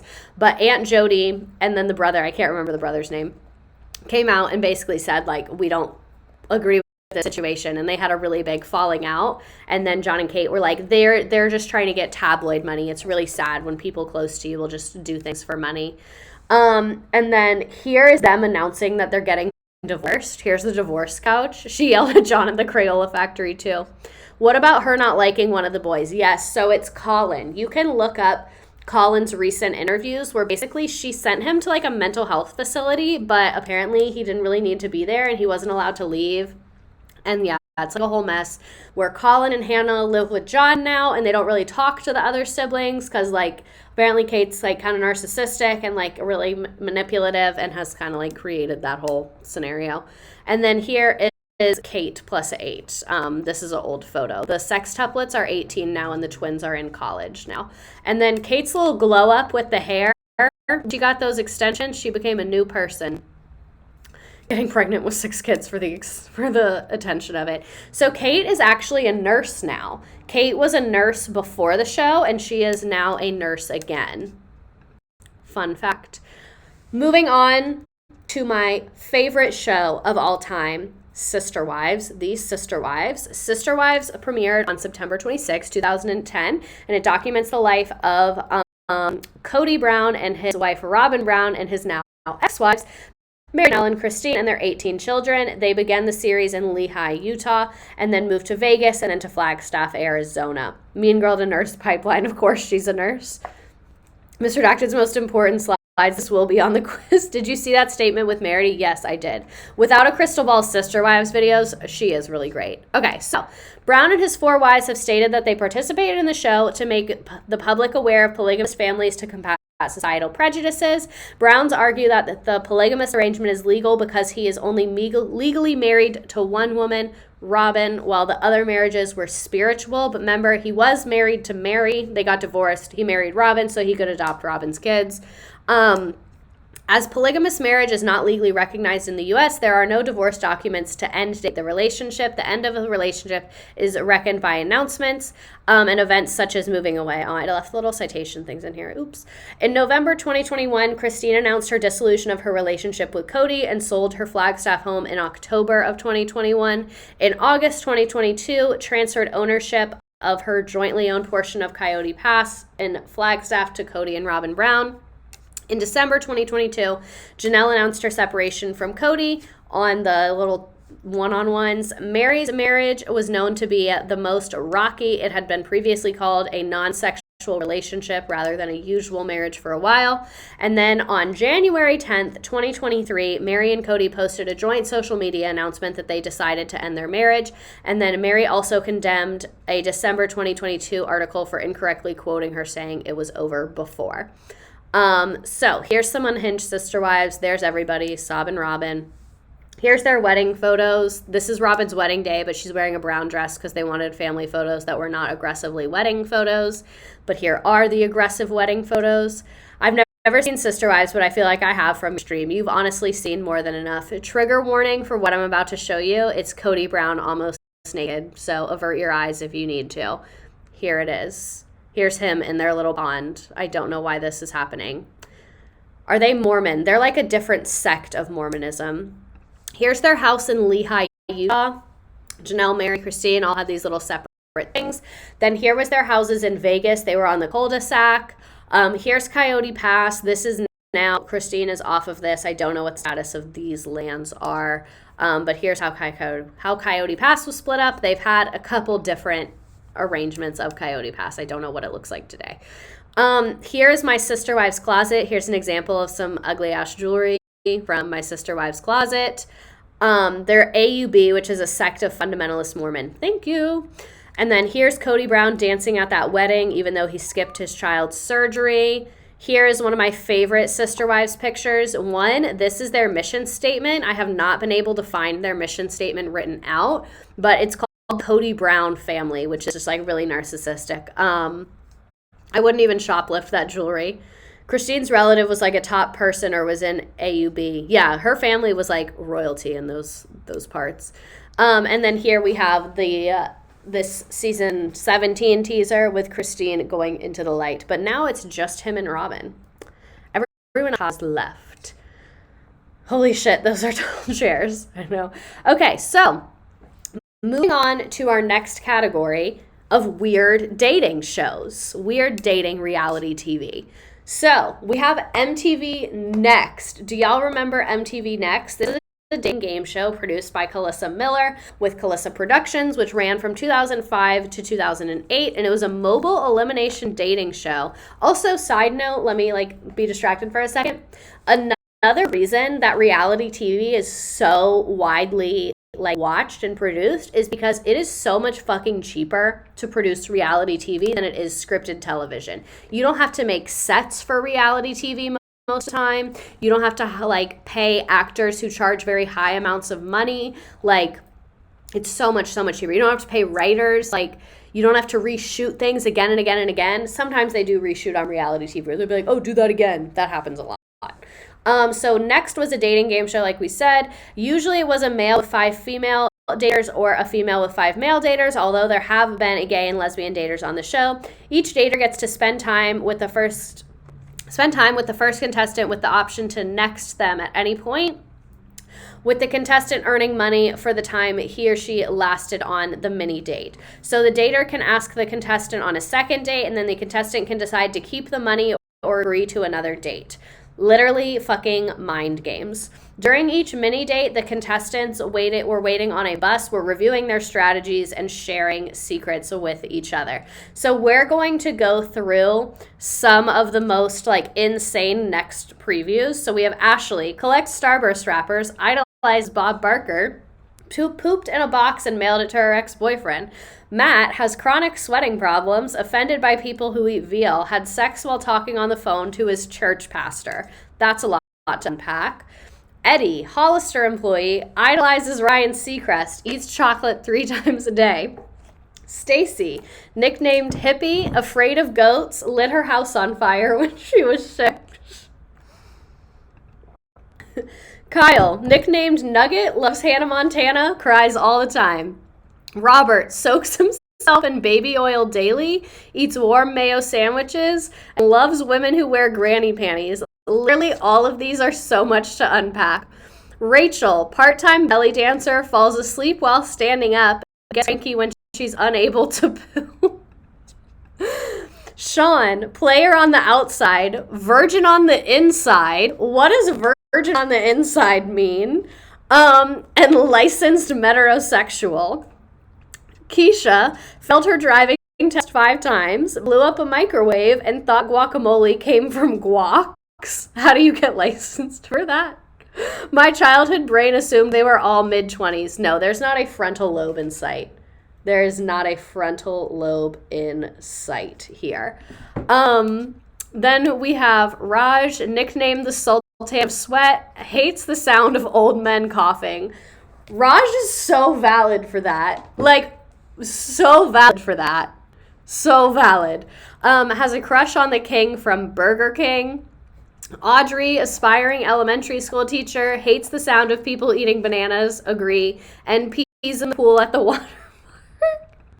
Oh wait, I skipped a bunch. Michelle, won a bikini contest, allergic to corn, poops 5 times a day. Yeah, if you're allergic to corn, like, your diet is so limited. No wonder she seems like she has gastrointestinal issues. Like, allergic to corn takes out a lot of stuff. Just if you don't believe me, go on YouTube and watch the corn stream. That's how you know. Brad has 6 tattoos. New Mexico State High School wrestling champ, attracted to girls in Santa suits. Deeply concerning. Stash, proud vegetarian, lives in a Christian fraternity house, afraid of Muppets. And then Brittany, pees in the shower, can't drink out of a straw, burped in a guy's face when he kissed her. Santa suits. Okay, so I'm really fucking excited for what's here. You can write on this. If you have the Nearpod code, which I'll put up right here, you can write on this and fill in mine. You can like do a little typey type. You can move it. You can fill it in. You can change the colors. You can do all that shit. I'm going to put it on Teacher. If you want to join the Nearpod, here it is. I was really proud of myself for thinking of this. What would you put on my next description? Here, I'll put the link in the chat. So if you don't want to do this, just ignore this and you can just see what other people are doing. If you do want to do this, you can click the link or do what the screen tells you on a new tab on your phone, whatever. It's mobile optimized, so it'll work on there. Desperate for approval from the Chili's Twitter account. I do have approval from the Chili's Twitter account. Thank you very much. Thank you very, very much. But I'll give you a couple seconds to think of stuff to put on here. I thought this would just be kind of like a silly, goofy, good time, you know? I'm just in a goofy mood, you know? Why do I have so many text messages? Stop it. Okay, let me see what people are putting. Future Peloton coach. I wish I was a future Peloton coach. Oh, shit. Sorry, Sarah. I didn't mean to bust you out like that. We'll fight Ron DeSantis. Yeah, absolutely. I'm assuming that's who you mean. Work 60 hours a week. The work 60 hours a week. The way you just absolutely read the shit out of me. This is loading so slow. Needs fidget toys. Needs Dr. Pepper from Florida. Chili's lover. Dr. Pepper enthusiast. Reagan hate account. It like keeps freezing because there's so many of you on here. I love that for me. The 60 hours a week was me. I'm so proud. You nailed it. Phone always dead. No, like, yeah, that's like really getting to be a problem. Self-care DIY queen. I actually don't do my own lashes. These are done by Halo Wink Lash Studio. She's the best. Having an affair with Mike. I'm not. I would never do that to my boyfriend. Absolutely not. Definitely doesn't work for IT. Yeah, no, that's definitely not the case. Gives off hot Cheeto girl vibes. Has eaten Chili's every week since birth. I might make this the thumbnail. That might be the thumbnail. I think this needs to be the thumbnail. Thank you. I really appreciate that. From Florida is my biggest red flag. We'll fight Ron DeSantis. We'll fuck up a Dr. Pepper. The People's Princess. This was the best thing I've ever done. I thought it was like a little bit narcissistic, but then I thought about it more and I was like, no, I think it's just funny. Reagan hate account moderator brings her skeleton mic on the first date to see how the vibes are. From Florida derogatory, banned from TikTok live, creepy elevator survivor. I got a good grade on Miss Redacted stream. One of my favorite comments I've ever had is when someone was like, I got a good grade on Twitch history stream, which is both a normal thing to want and attainable. Oh my God. Okay, we might have to move on from this. So if you're doing it, get your submissions in. Needs fidget toys to function. That's true. The work 60 hours a week is funny. I'm not a liberal. I'm a leftist. Don't call me a liberal. Oh my God. Floridian, always banned on TikTok. I'm just the CEO of getting banned. Okay, this was amazing and iconic. Definitely does not work for IT. Yeah, I think I already read that one. We'll insist you on you wearing a matching cowboy hat. Oh my God. These are so funny. Okay, moving on. This is really fun. We might be doing that again. Loves history, hates everyone. Okay, read. Okay, I think I've read most of these. I'm not an aspiring girl boss. I'm already a girl boss. Just kidding. I got my bonus cut, so no, I'm not. So moving on to parental control. Parents who disapprove of their child's relationship choose new potential suitors to take their kid on a date and hope a fresh face will convince them to leave their current partner. This was on from 2006 to 2010. So you see what I mean? Where that 2007 to 2008 strike, Miss Redacted is a girl boss Nepo baby. I am. My mom tries to deny it, but it's true. That 2007 to 2008 strike really was impactful because if you look, a lot of these shows became popular during that time. Here's some pics. I loved how they had the parents with the current boyfriend or girlfriend watching the show. That was like fairly iconic to me. The skateboard. Why is he so close to the mom? There's so much more couch available. Like, this is the most awkward thing I've seen in my entire life. Absolutely.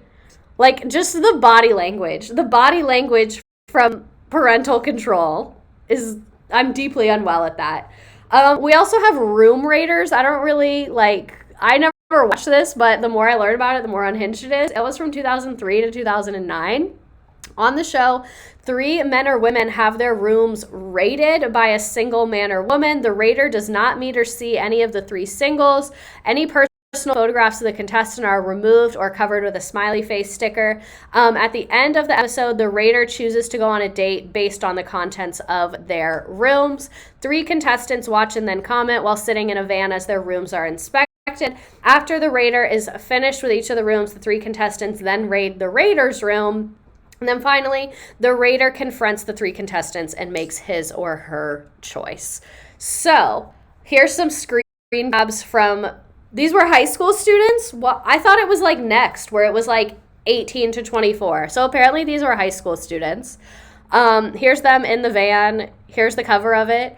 Literally, there are so many clips of like teenage boys trying on bras. I don't know like what in their brain makes them want to do that. I don't know why they feel the need to do that, but I think it needs to be studied. Because like, how do you hate women, but then you keep dressing up like women? What's going on there? Let's investigate that.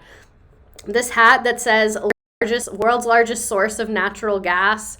Again, more teenage boys putting on bras and making fun of girls. Very interesting. They also would have a black light, and there would literally just become like fucking everywhere. And then here's more in the van. I feel like a lot of 2000s reality shows, men just had a shirt on for no reason.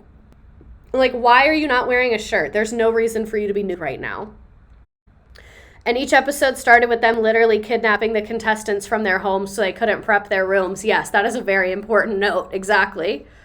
So fucking unhinged. So, moving on from weird dating reality TV to celebrity-based reality TV with the most important show, The Simple Life. I fucking love The Simple Life. This is one of my favorite shows that's ever been created. It was starring Paris Hilton and Nicole Richie. It depicts the two wealthy socialites as they... Let me turn my phone on, do not disturb. It depicts the two wealthy socialites as they struggle to do manual, low-paying jobs such as cleaning rooms, farm work, serving meals, and working as camp counselors. It was on from 2003 to 2007, and then it led to it being canceled by Fox and then eventually being picked up by E! Because the girls were fighting. I don't really fucking know. But it consistently maintained high viewership, and it's also spawned a number of international remakes as well. Kesha was on The Simple Life before she was famous. Wait, really? I want to see this.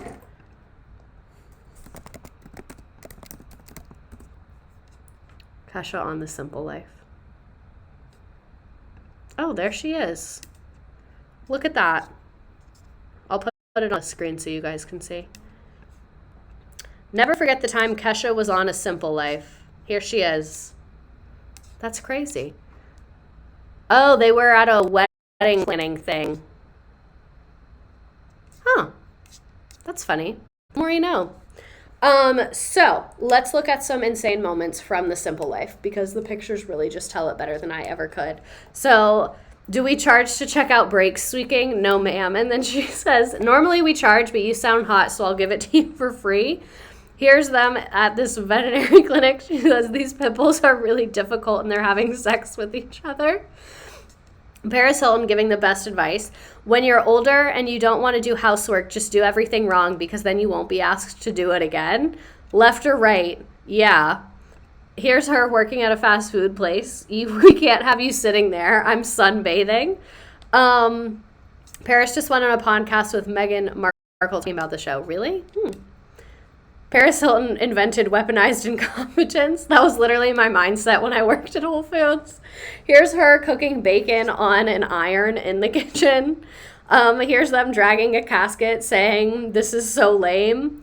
This is another iconic one. Do you guys hang out at Walmart is what this family asked them. And they said, what is Walmart? They like sell wall stuff?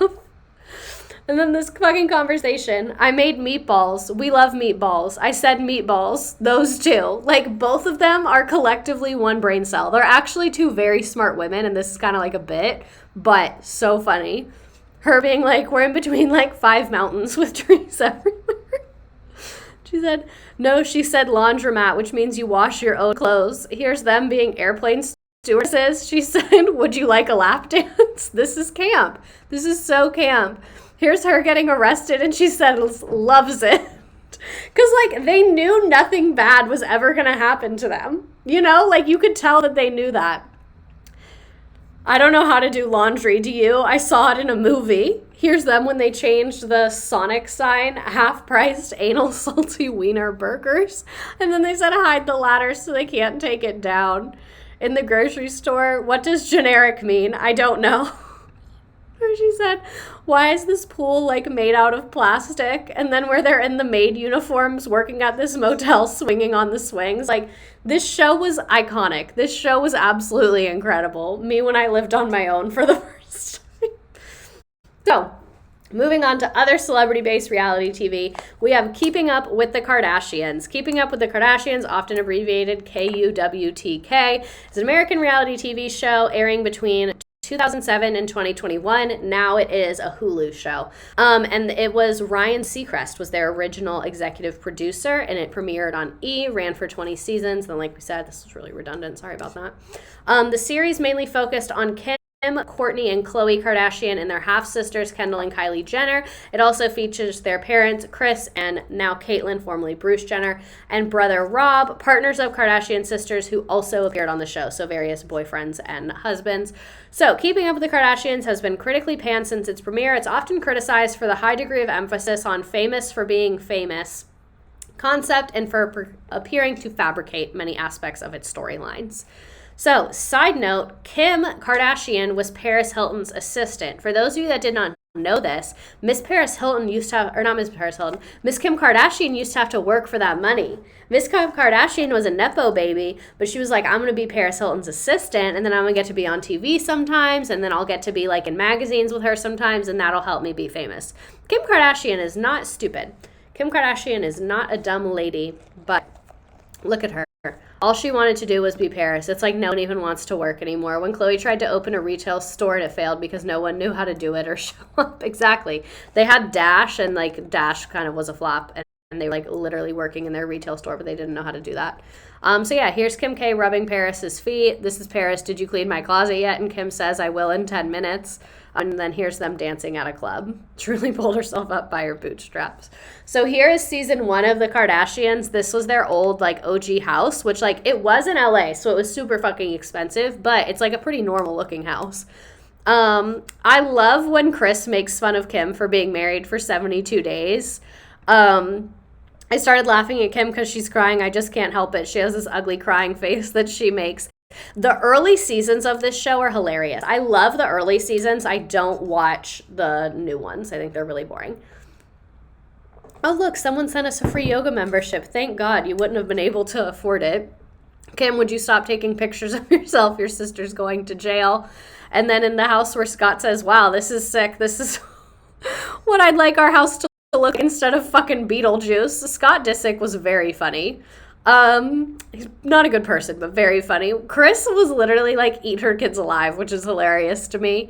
Here's Kylie on the stripper pole in like season 1. Let's face it, Scott was the funniest on the show. And then Khloe saying, you're scared that Kim won't be able to use her big fat ass to get you your 10%. Little Kylie on the stripper pole. Look at Kylie's original face. Wow. This is Kris at Kim's Playboy shoot. You're doing amazing, sweetie. And then this is where like Kylie's talking about birth control and saying like you can get pregnant because sperm like stays alive in you for 3 days. And Khloe says she went to school. You should be happy your daughter has an education, especially sex ed. You obviously didn't. That's why you have multiple baby daddies and thousands of children. The way that this family just fucking eats each other alive. The Kiss family, Jules had me in a chokehold. And then Auntie Kris, it's me, Todd Cranes. They just don't make content like this anymore. They really just don't do it. Like, this is as good as it'll ever get. So, moving on to shows built on child labor. We already kind of talked about some of the family shows that were built on child labor, so this is kind of a crossover category, but let's go ahead and get into it. I think this is our last category too. So we have Toddlers and Tiaras. Toddlers and Tiaras was on from 2009 to 2013. After a 3-year hiatus because of controversy, it had a sequel that started in 2016. And the show follows the personal lives of families of contestants in child beauty pageants. And it has had a bunch of other spin-off shows like Here Comes Honey Boo Boo and Cheer Perfection and things like that. So here are some insane moments from Toddlers and Tiaras. Fun fact, I loved this show. I made my parents put me in a beauty pageant. They were highly displeased about me being in the beauty pageant. They were so mortified and so embarrassed, but I didn't care, and so there's no photographs of it. I only did it once because I didn't like having to wear all the makeup and wake up early, but I really liked the shopping the dresses. So I call her jack-o'-lantern because some of her teeth are missing, and then the little girl says jack-o'-lanterns are fat. The way that she probably thinks her mom has just been body shaming her, which I guess technically she has. This little girl says, it makes me happy when mommy cries. And then I don't see how that baby won when all it can do is sit and poop and pee on this stage. I've been doing pageants for 16 years, I think. Here's Honey Boo Boo drinking the go-go juice, which is like Mountain Dew mixed with Red Bull. That's why the show like got canceled, because people were mad at TLC for like glamorizing all these kids being fed like insane amounts of sugar to perform on stage. Pixie stick number 10. So just literally pumping their kids full of sugar so that they would be on stage like with like the bright eyes, super smiley, super moving around, like literally just drugging their children. The hair is also sending me all the fake hair. The flipper, these were these fake teeth that gave them perfect teeth. I wanted a flipper so bad. I was like, Mom and Dad, I'm never going to be good at pageants if you don't get me a flipper. And my parents were like, we're going to get you fucking braces like normal people and not a flipper, because we're not doing that. Then we have, I'm going to be a waitress for 50s wears. I think waitresses are really cool. Bring food. So it's like these kids literally have no idea what's going on. Like these kids have no idea what they're doing. This mom says all children are beautiful. It's just that some are more beautiful than others. This girl getting her medication and then saying, I'm nicer now. And then last but not least, Emerald's ambitions is to become an octopus or a photographer. Retweet Emerald's, honestly. The spray tanning. Yes, they used to spray tan these little girls. The moms doing the full routine while the kids were just lost on stage. The moms would be behind the judges like,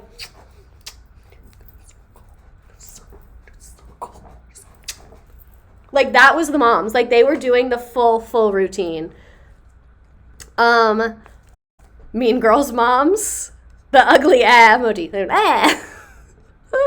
The teeth scared me. The whole thing is terrifying.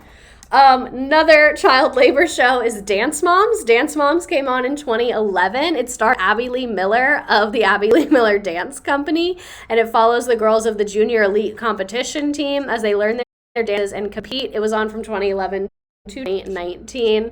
Dance Moms honestly could be its own stream as well. Here's Mackenzie saying, I just want to stay home and eat chips. Here's like the earlier days. I think this is from season 1. Here's the team right there. This is Maddie, who was Abby's favorite, and then Maddie's little sister Mackenzie, who was often doing things she was too young for, and then they'd be like, oh, Mackenzie, you can't do it. And it's like, she's literally an infant. Why is she on this team? The pyramid literally ranking the children every week, which is absolutely batshit crazy when you think about it. Rare that Maddie is on the bottom of the pyramid. Very interesting. Wonder what happened there.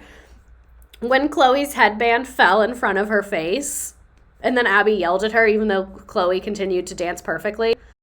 When Holly tried to start a book club and the other moms just wanted to drink wine, Chloe's a LGBTQ queen. Yes, a lot of kids from reality TV are active on social media now, and I love it. They made every competitive dancer dance better, though. I'll say that. Everyone wanted to be them. Also, they did this, like, Vegas showgirl routine where they were, like, basically naked. Like, literally, look, at their costumes, the way they did them. Like, this is so violently inappropriate. Like, why was this allowed? Who signed off on this? Those are naked children, literally. And then look at Christy comforting Mackenzie. This is so cute. She said, you got to go out there and be Mackenzie. You don't need to be Maddie, right? You can just be Mackenzie. Mackenzie is just as good. And it's better because you're your own special self, okay? Don't cry. You don't need to cry. Because Mackenzie was always getting compared to Maddie. And Maddie was older and better and all that stuff. That Showgirls episode was banned from Amazon Prime. Wait, now I feel bad for putting the pics in. You're right. These are really graphic. I probably shouldn't have done that. Sorry about that. Delete. When Abby threw the water at Kathy and Abby saying, I didn't know the lid was off, and then Kathy hitting Abby with the bag, like, the moms fighting on this show is absolutely hilarious to me. Abby saying, I told her that her daughter looked like roadkill. Your kid's arms are horrendous. And then the moms fighting, literally so many fights between the moms. So many. This is on Lifetime. Another street fight between the moms. Kelly and Christy being like the OG wine moms. Like, this is wine mom culture at its absolute finest right here. And then we have them again drinking at the bar. Dance Moms was a trip. All right, I think this is one of the last shows that we're going to talk about. Oh, except for Jersey Shore. We still have that one. So, 16 and Pregnant and Teen Mom. I kind of put these together because the Teen Mom people were on 16 and Pregnant. This started in 2009 and then ended in 2014. It was dealing with the hardships of teen pregnancy, and each episode had a different girl on the show, and the episode typically would go from when she was like halfway pregnant to when the baby was a few months old, and then it went on to have Teen Mom and Teen Mom 2 and 3 and Teen Mom Young and Pregnant, 16 and Recovering. Like, it had all these different spin-offs. So here's some Teen Mom moments. Hi, you both hi. Then we have What a Beautiful Day It is, isn't it? Yeah, and then where he goes, you don't deserve to be outside enjoying the sun, and she goes, what? And Joe goes, you should be in a cave. This show terrified me. It reduced teen pregnancy. We're going to talk about it. Farrah on this date. When Macy went into labor on an ATV, why the fuck was she on an ATV? I don't know. Gary asking the return policy for the $200 engagement ring at Walmart. Him proceeding to propose to Amber twice. Caitlyn and Tyler being step siblings because when they started dating, their parents were like, oh, maybe we should date each other. Maybe that would be cool.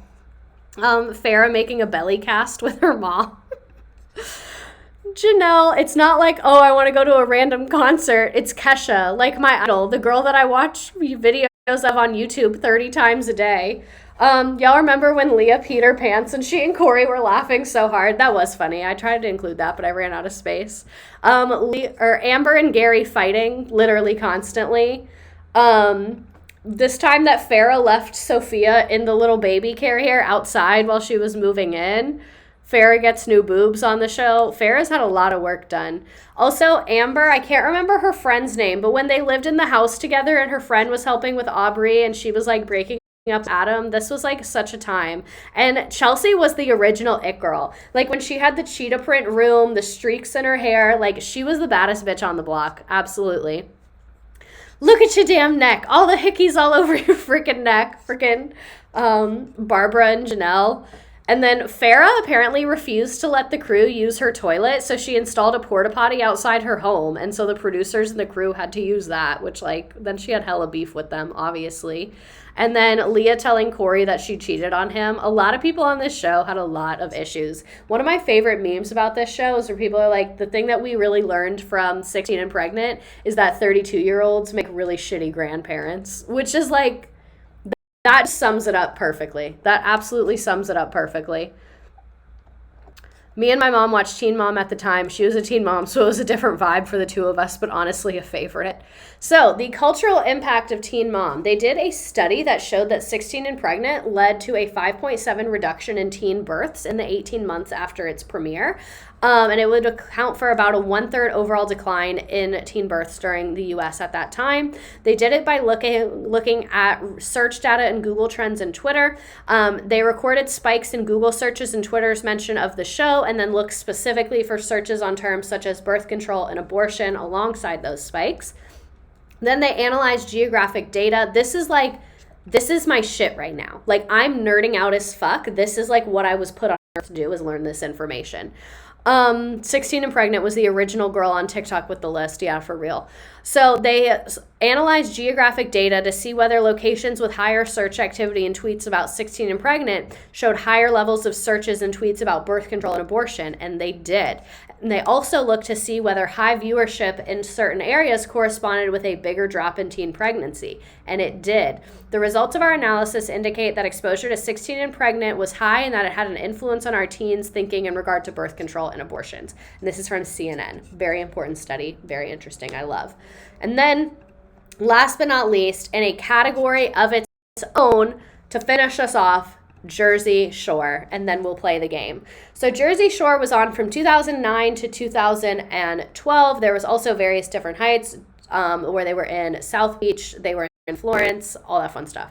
So the show debuted amid controversy regarding the term Guido and Guidette as a portrayal of Italian Americans, because they were saying it was a stereotype, and a lot of people were upset because the people were from New York and some of them weren't even Italian. But it immediately became a pop culture phenomenon, and then the Shore franchise spawned several international adaptations and various spin-offs. And yeah, now they have reunion, road trip, family vacation, all that shit. But let's get to the good part. Let's look at the screen grabs. We unfortunately did not talk about Flavor of Love's impact on culture because we already had 88 slides and I never watched that show, so I felt like I couldn't do it justice, you know? But maybe on the next one I'll watch it and we can do it. So Mike ramming his head into the wall in Italy. When Angelina entered the house for the first time with her stuff in trash bags, this outfit, like this was the outfit, absolutely. I don't know what this is. Oh, this is when they did the inside-outside prank where they switched all the furniture between inside and outside. Cabs are here, very slept on meme from this generation. I'm tanorexic, the fucking tanning they did. They would do Sunday night family dinners. I tried to find the picture of when Vinny's mom would make the dinners, but I couldn't find one. The table. This is an iconic table. Snooki doing Where's the Beach. This angle of Where's the Beach is a new one for us. Look at this. Look at all the bystanders. The way if I was JWoww and Dina, I would be having the worst social anxiety of all time. I would be so nervous if I was JWoww or Dina. Sam, I made fun of your big toe. Like, that's not a joke to me. Like, that's personal issues. They literally had the most toxic relationship ever. I hope that Sam is doing well, and I hope Ron is not. You can stay and get your ass beat, or you can stay and get your fucking ass beat. JWoww is the friend of a lifetime. The note... If you've ever wondered what the tapestry behind me is, it is the note. That is the tapestry that I have. Jersey Shore is such an interesting show because you see the result of young adults growing up in post-2008 recession who only had alcohol in abundance. Yeah, for real. Here's them writing the note. Here is when Snooki was arguing with this guy at a bar, and then he punched her in the face, and then JWoww beat the shit out of him.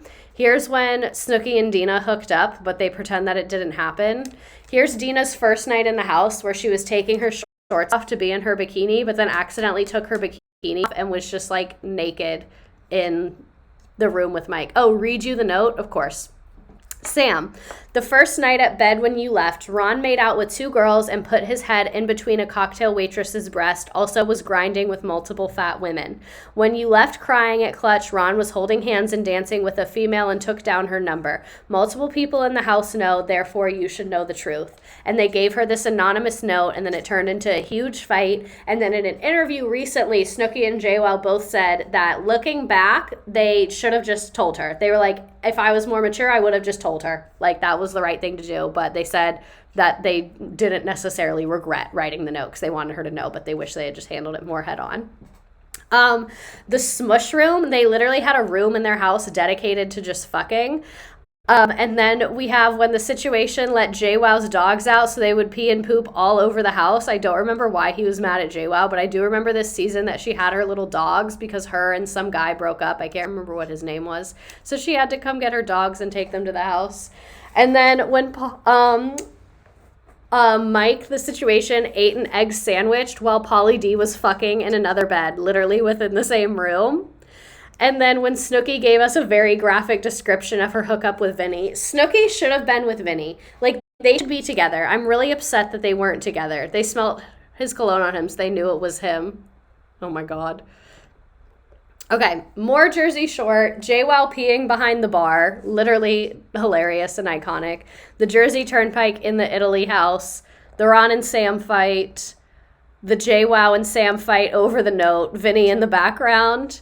When Snooki was getting yelled at for being dressed scandalously in public in Italy, and she said, God made my tits. Here's the Jersey Shore house. You can, in fact, rent that house. Here's them at the store. I remember I had to work at this little store, and they hated it so fucking much, and they would all get in trouble for being, like, drunk and hungover and trying to escape work all the time. That was hilarious. Angelina refuses to work and gets fired. Angelina was always leaving, always. Snooki and Mike hooking up that one time. Snooki and Angelina fighting and Mike moving the table out of the way. Here's another angle of that fight. Everyone had smushed everyone. So here's a wall where they were like writing down who had fucked who to keep track of it. I also am kind of surprised that this show was only 4 seasons. I feel like I remember it being like 10. I had a horrible Tinder boy who I went on 2 dates with because he was a 6'5" rocket scientist, and our second date we watched Jersey Shore on his couch. That's not second date material. Spit's been crossed. Then the situation learns about menstruation because he found Angelina's maxi pad on the floor of the bathroom, so he put it under her pillow. This one, are we ready? And then Vinny says, Jenny, you forgot your shirt. And then Snooki getting into the car accident in Italy. And then getting in trouble in Italy. I think she got arrested, but not really. The girls' cab incoherent shouting, the boys' cab silence. I can't believe somehow that didn't make it in here. I had it saved though. And then Snooki, that's why I don't eat freaking lobster or anything like that. It's because they're alive when you kill it. Pauly D, I just heard you guys are mad at me, but I didn't do anything. So I'm mad at you for being mad at me for no reason. So try and talk to me. I'm mad, pissed, because he was like making fun of the girls because they were always mad. And then Mike picking up the phone where they say, what's your name? Situation. That's the name of the person? Yes. The show is literally art. This show did in fact raise me. Literally art. Absolute art. So let's play the freaking game. We're going to be quick with it because I'm starving. So we're going to do beach for Where's the Beach. I'm not going to play the noises because I don't want you to have like competing noises. We're going to play beach for Where's the Beach. Here. If you want to put your government name on here, it will come up, but you don't have to put your government name on here. You can either click the link in the chat or you can go to join.nearpod.com and enter the code 3WFEL. You don't have to pay. You don't have to enter your email. You don't have to make an account. You don't have to do any of that stuff. If it tries to make you download the app, you shouldn't have to. You should be able to do it in the browser. But let's go ahead and get into it. Join the game.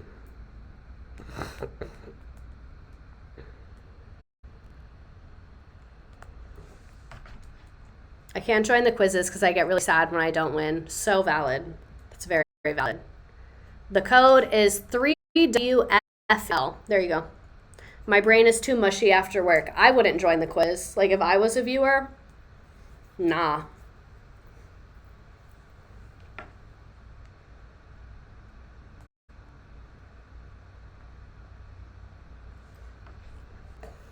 $3WFEL. I have 32 people in game. I'll give you a couple more seconds. I'd love to stay, but I gotta go rewatch Jersey Shore now. Again, valid.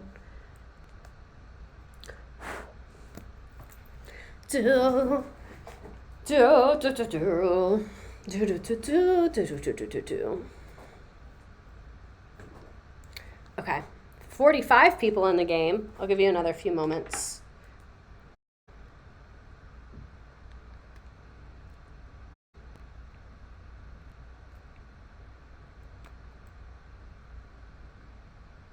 Okay, I read my many text messages. All right, 52 people in the game. I've given you 1 more minute to join, and then we're going to go ahead and get started. I watched Jersey Shore for the first time during early COVID, and it got me through. That's a good COVID show. Okay, I'm hitting start on the game. If you're still joining, it'll still let you. You can enter late. It grades you on if you're correct and how fast you are.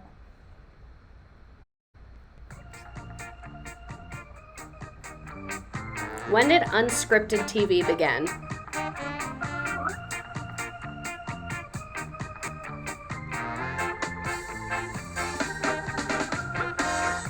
While we're doing this, I'm going to multitask and I'm going to work on the thumbnail.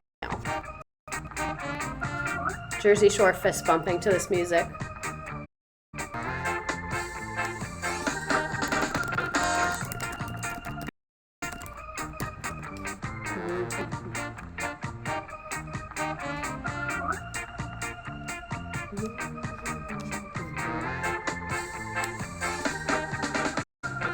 I missed half of this. I'm going on vibes.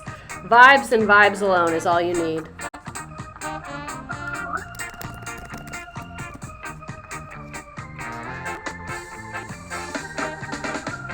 Set image as background.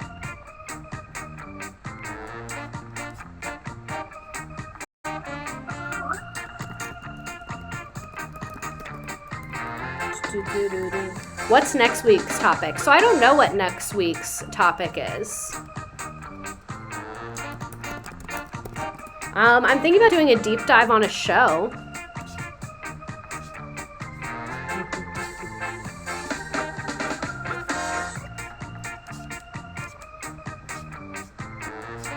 I'm trying to find a good picture of the Jersey Shore house to use as the background for the thumbnail, and I'm having trouble.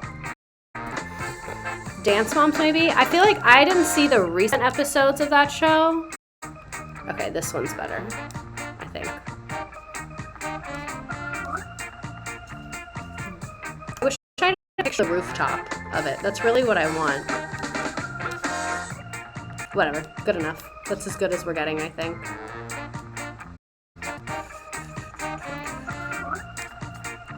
"90 Day Fiancé" is a good one.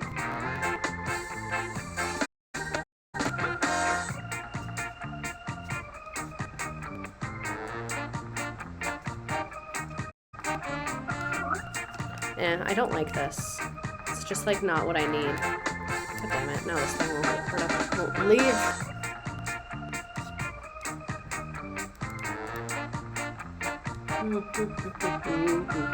Dearest Kale, thanks for following me. Ooh, this is my official request for me to cover Chernobyl. Oh my god, not Baby J picking the answers. Did she get it right? What question are we even on? I've been focused thumbnail. Ooh, what year did The Real World come out? That's a hard question. Jennifer Coolidge did win the Golden Globe. I did see that. I loved White Lotus. I just finished it.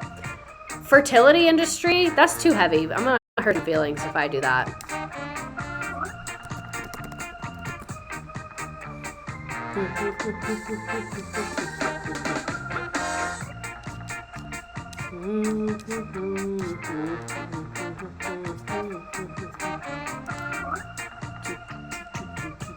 Maybe I'll do fertility industry. It's kind of scary to me.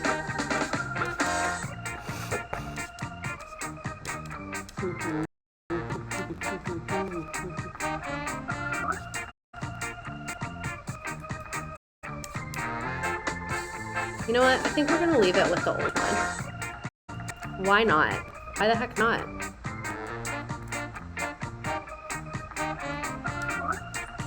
Dr. Miami's TikTok account, he is quite funny. What did you used to teach this time of year? It's January. I don't know, I think World War II, not 100% sure. Do not remember. They would also change it some from year to year.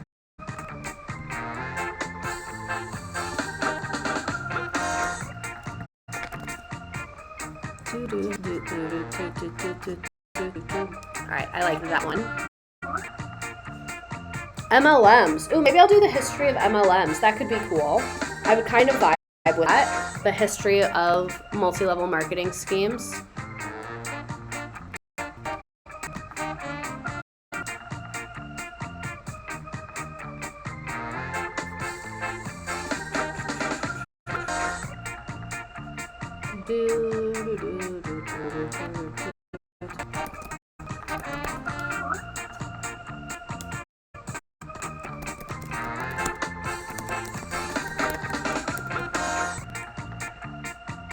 The connection of Stranger Things to MK Ultra? Interesting.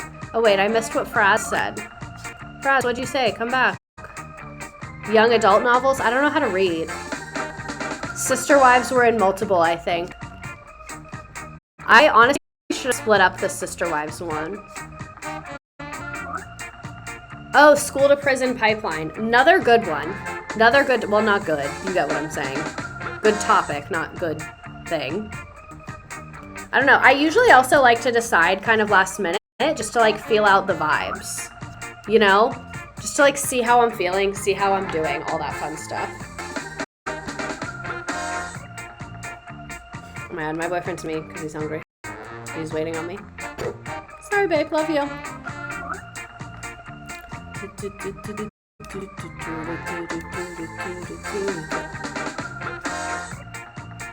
Not me misspelling history. History of reality TV.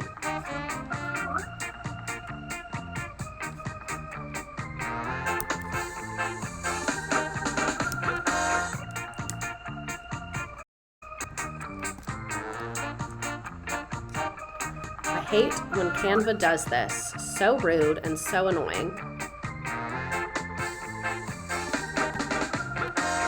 Ooh, history of social media. That was my other idea.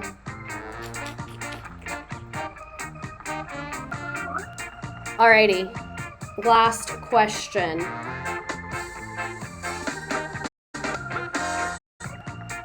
The evolution of the 24-hour news cycle. Oh my god, so many good ones. This was super interesting. Please watch Flavor of Love. I will watch Flavor of Love. Alrighty, let's see who our winners are. We have Drama Queen in first place, Allie, Chili's, Raspberry Rosette, Janice, Ian, Britt, Brat, Abby, Kayla, Dee Dee, and Katie. I'll scroll through the rest. Nice job. We love to see it. We love to hear it. Incredible. Fraz and 40. Didn't mean to shade you. Sorry about that. For a second, I thought that's the generables, and I got really excited. My first time coming in first, I'd like to thank Unsupervised Television Access as not Fraz with the Trump number. Stop. Don't do her like that. But I'm only going to stay here for a couple seconds because I really need to make dinner. I can't believe we were here for over 2 hours. It really didn't feel like it. I probably should have done a multi-part stream. I was Abby Lee Miller. I probably should have done a multi-part stream, but what shows do you want me to deep dive on? I was thinking either John and Kate plus 8 or the 19 Kids and Counting family. One of those two was my current plan. Let me pick what I want to do as my thumbnail. I know.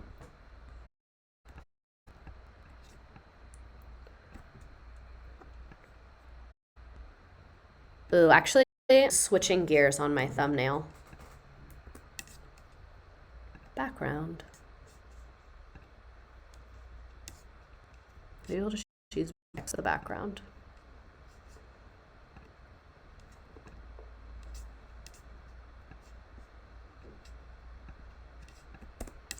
I'm going to scoot that down here, change the text color. Incredible, amazing.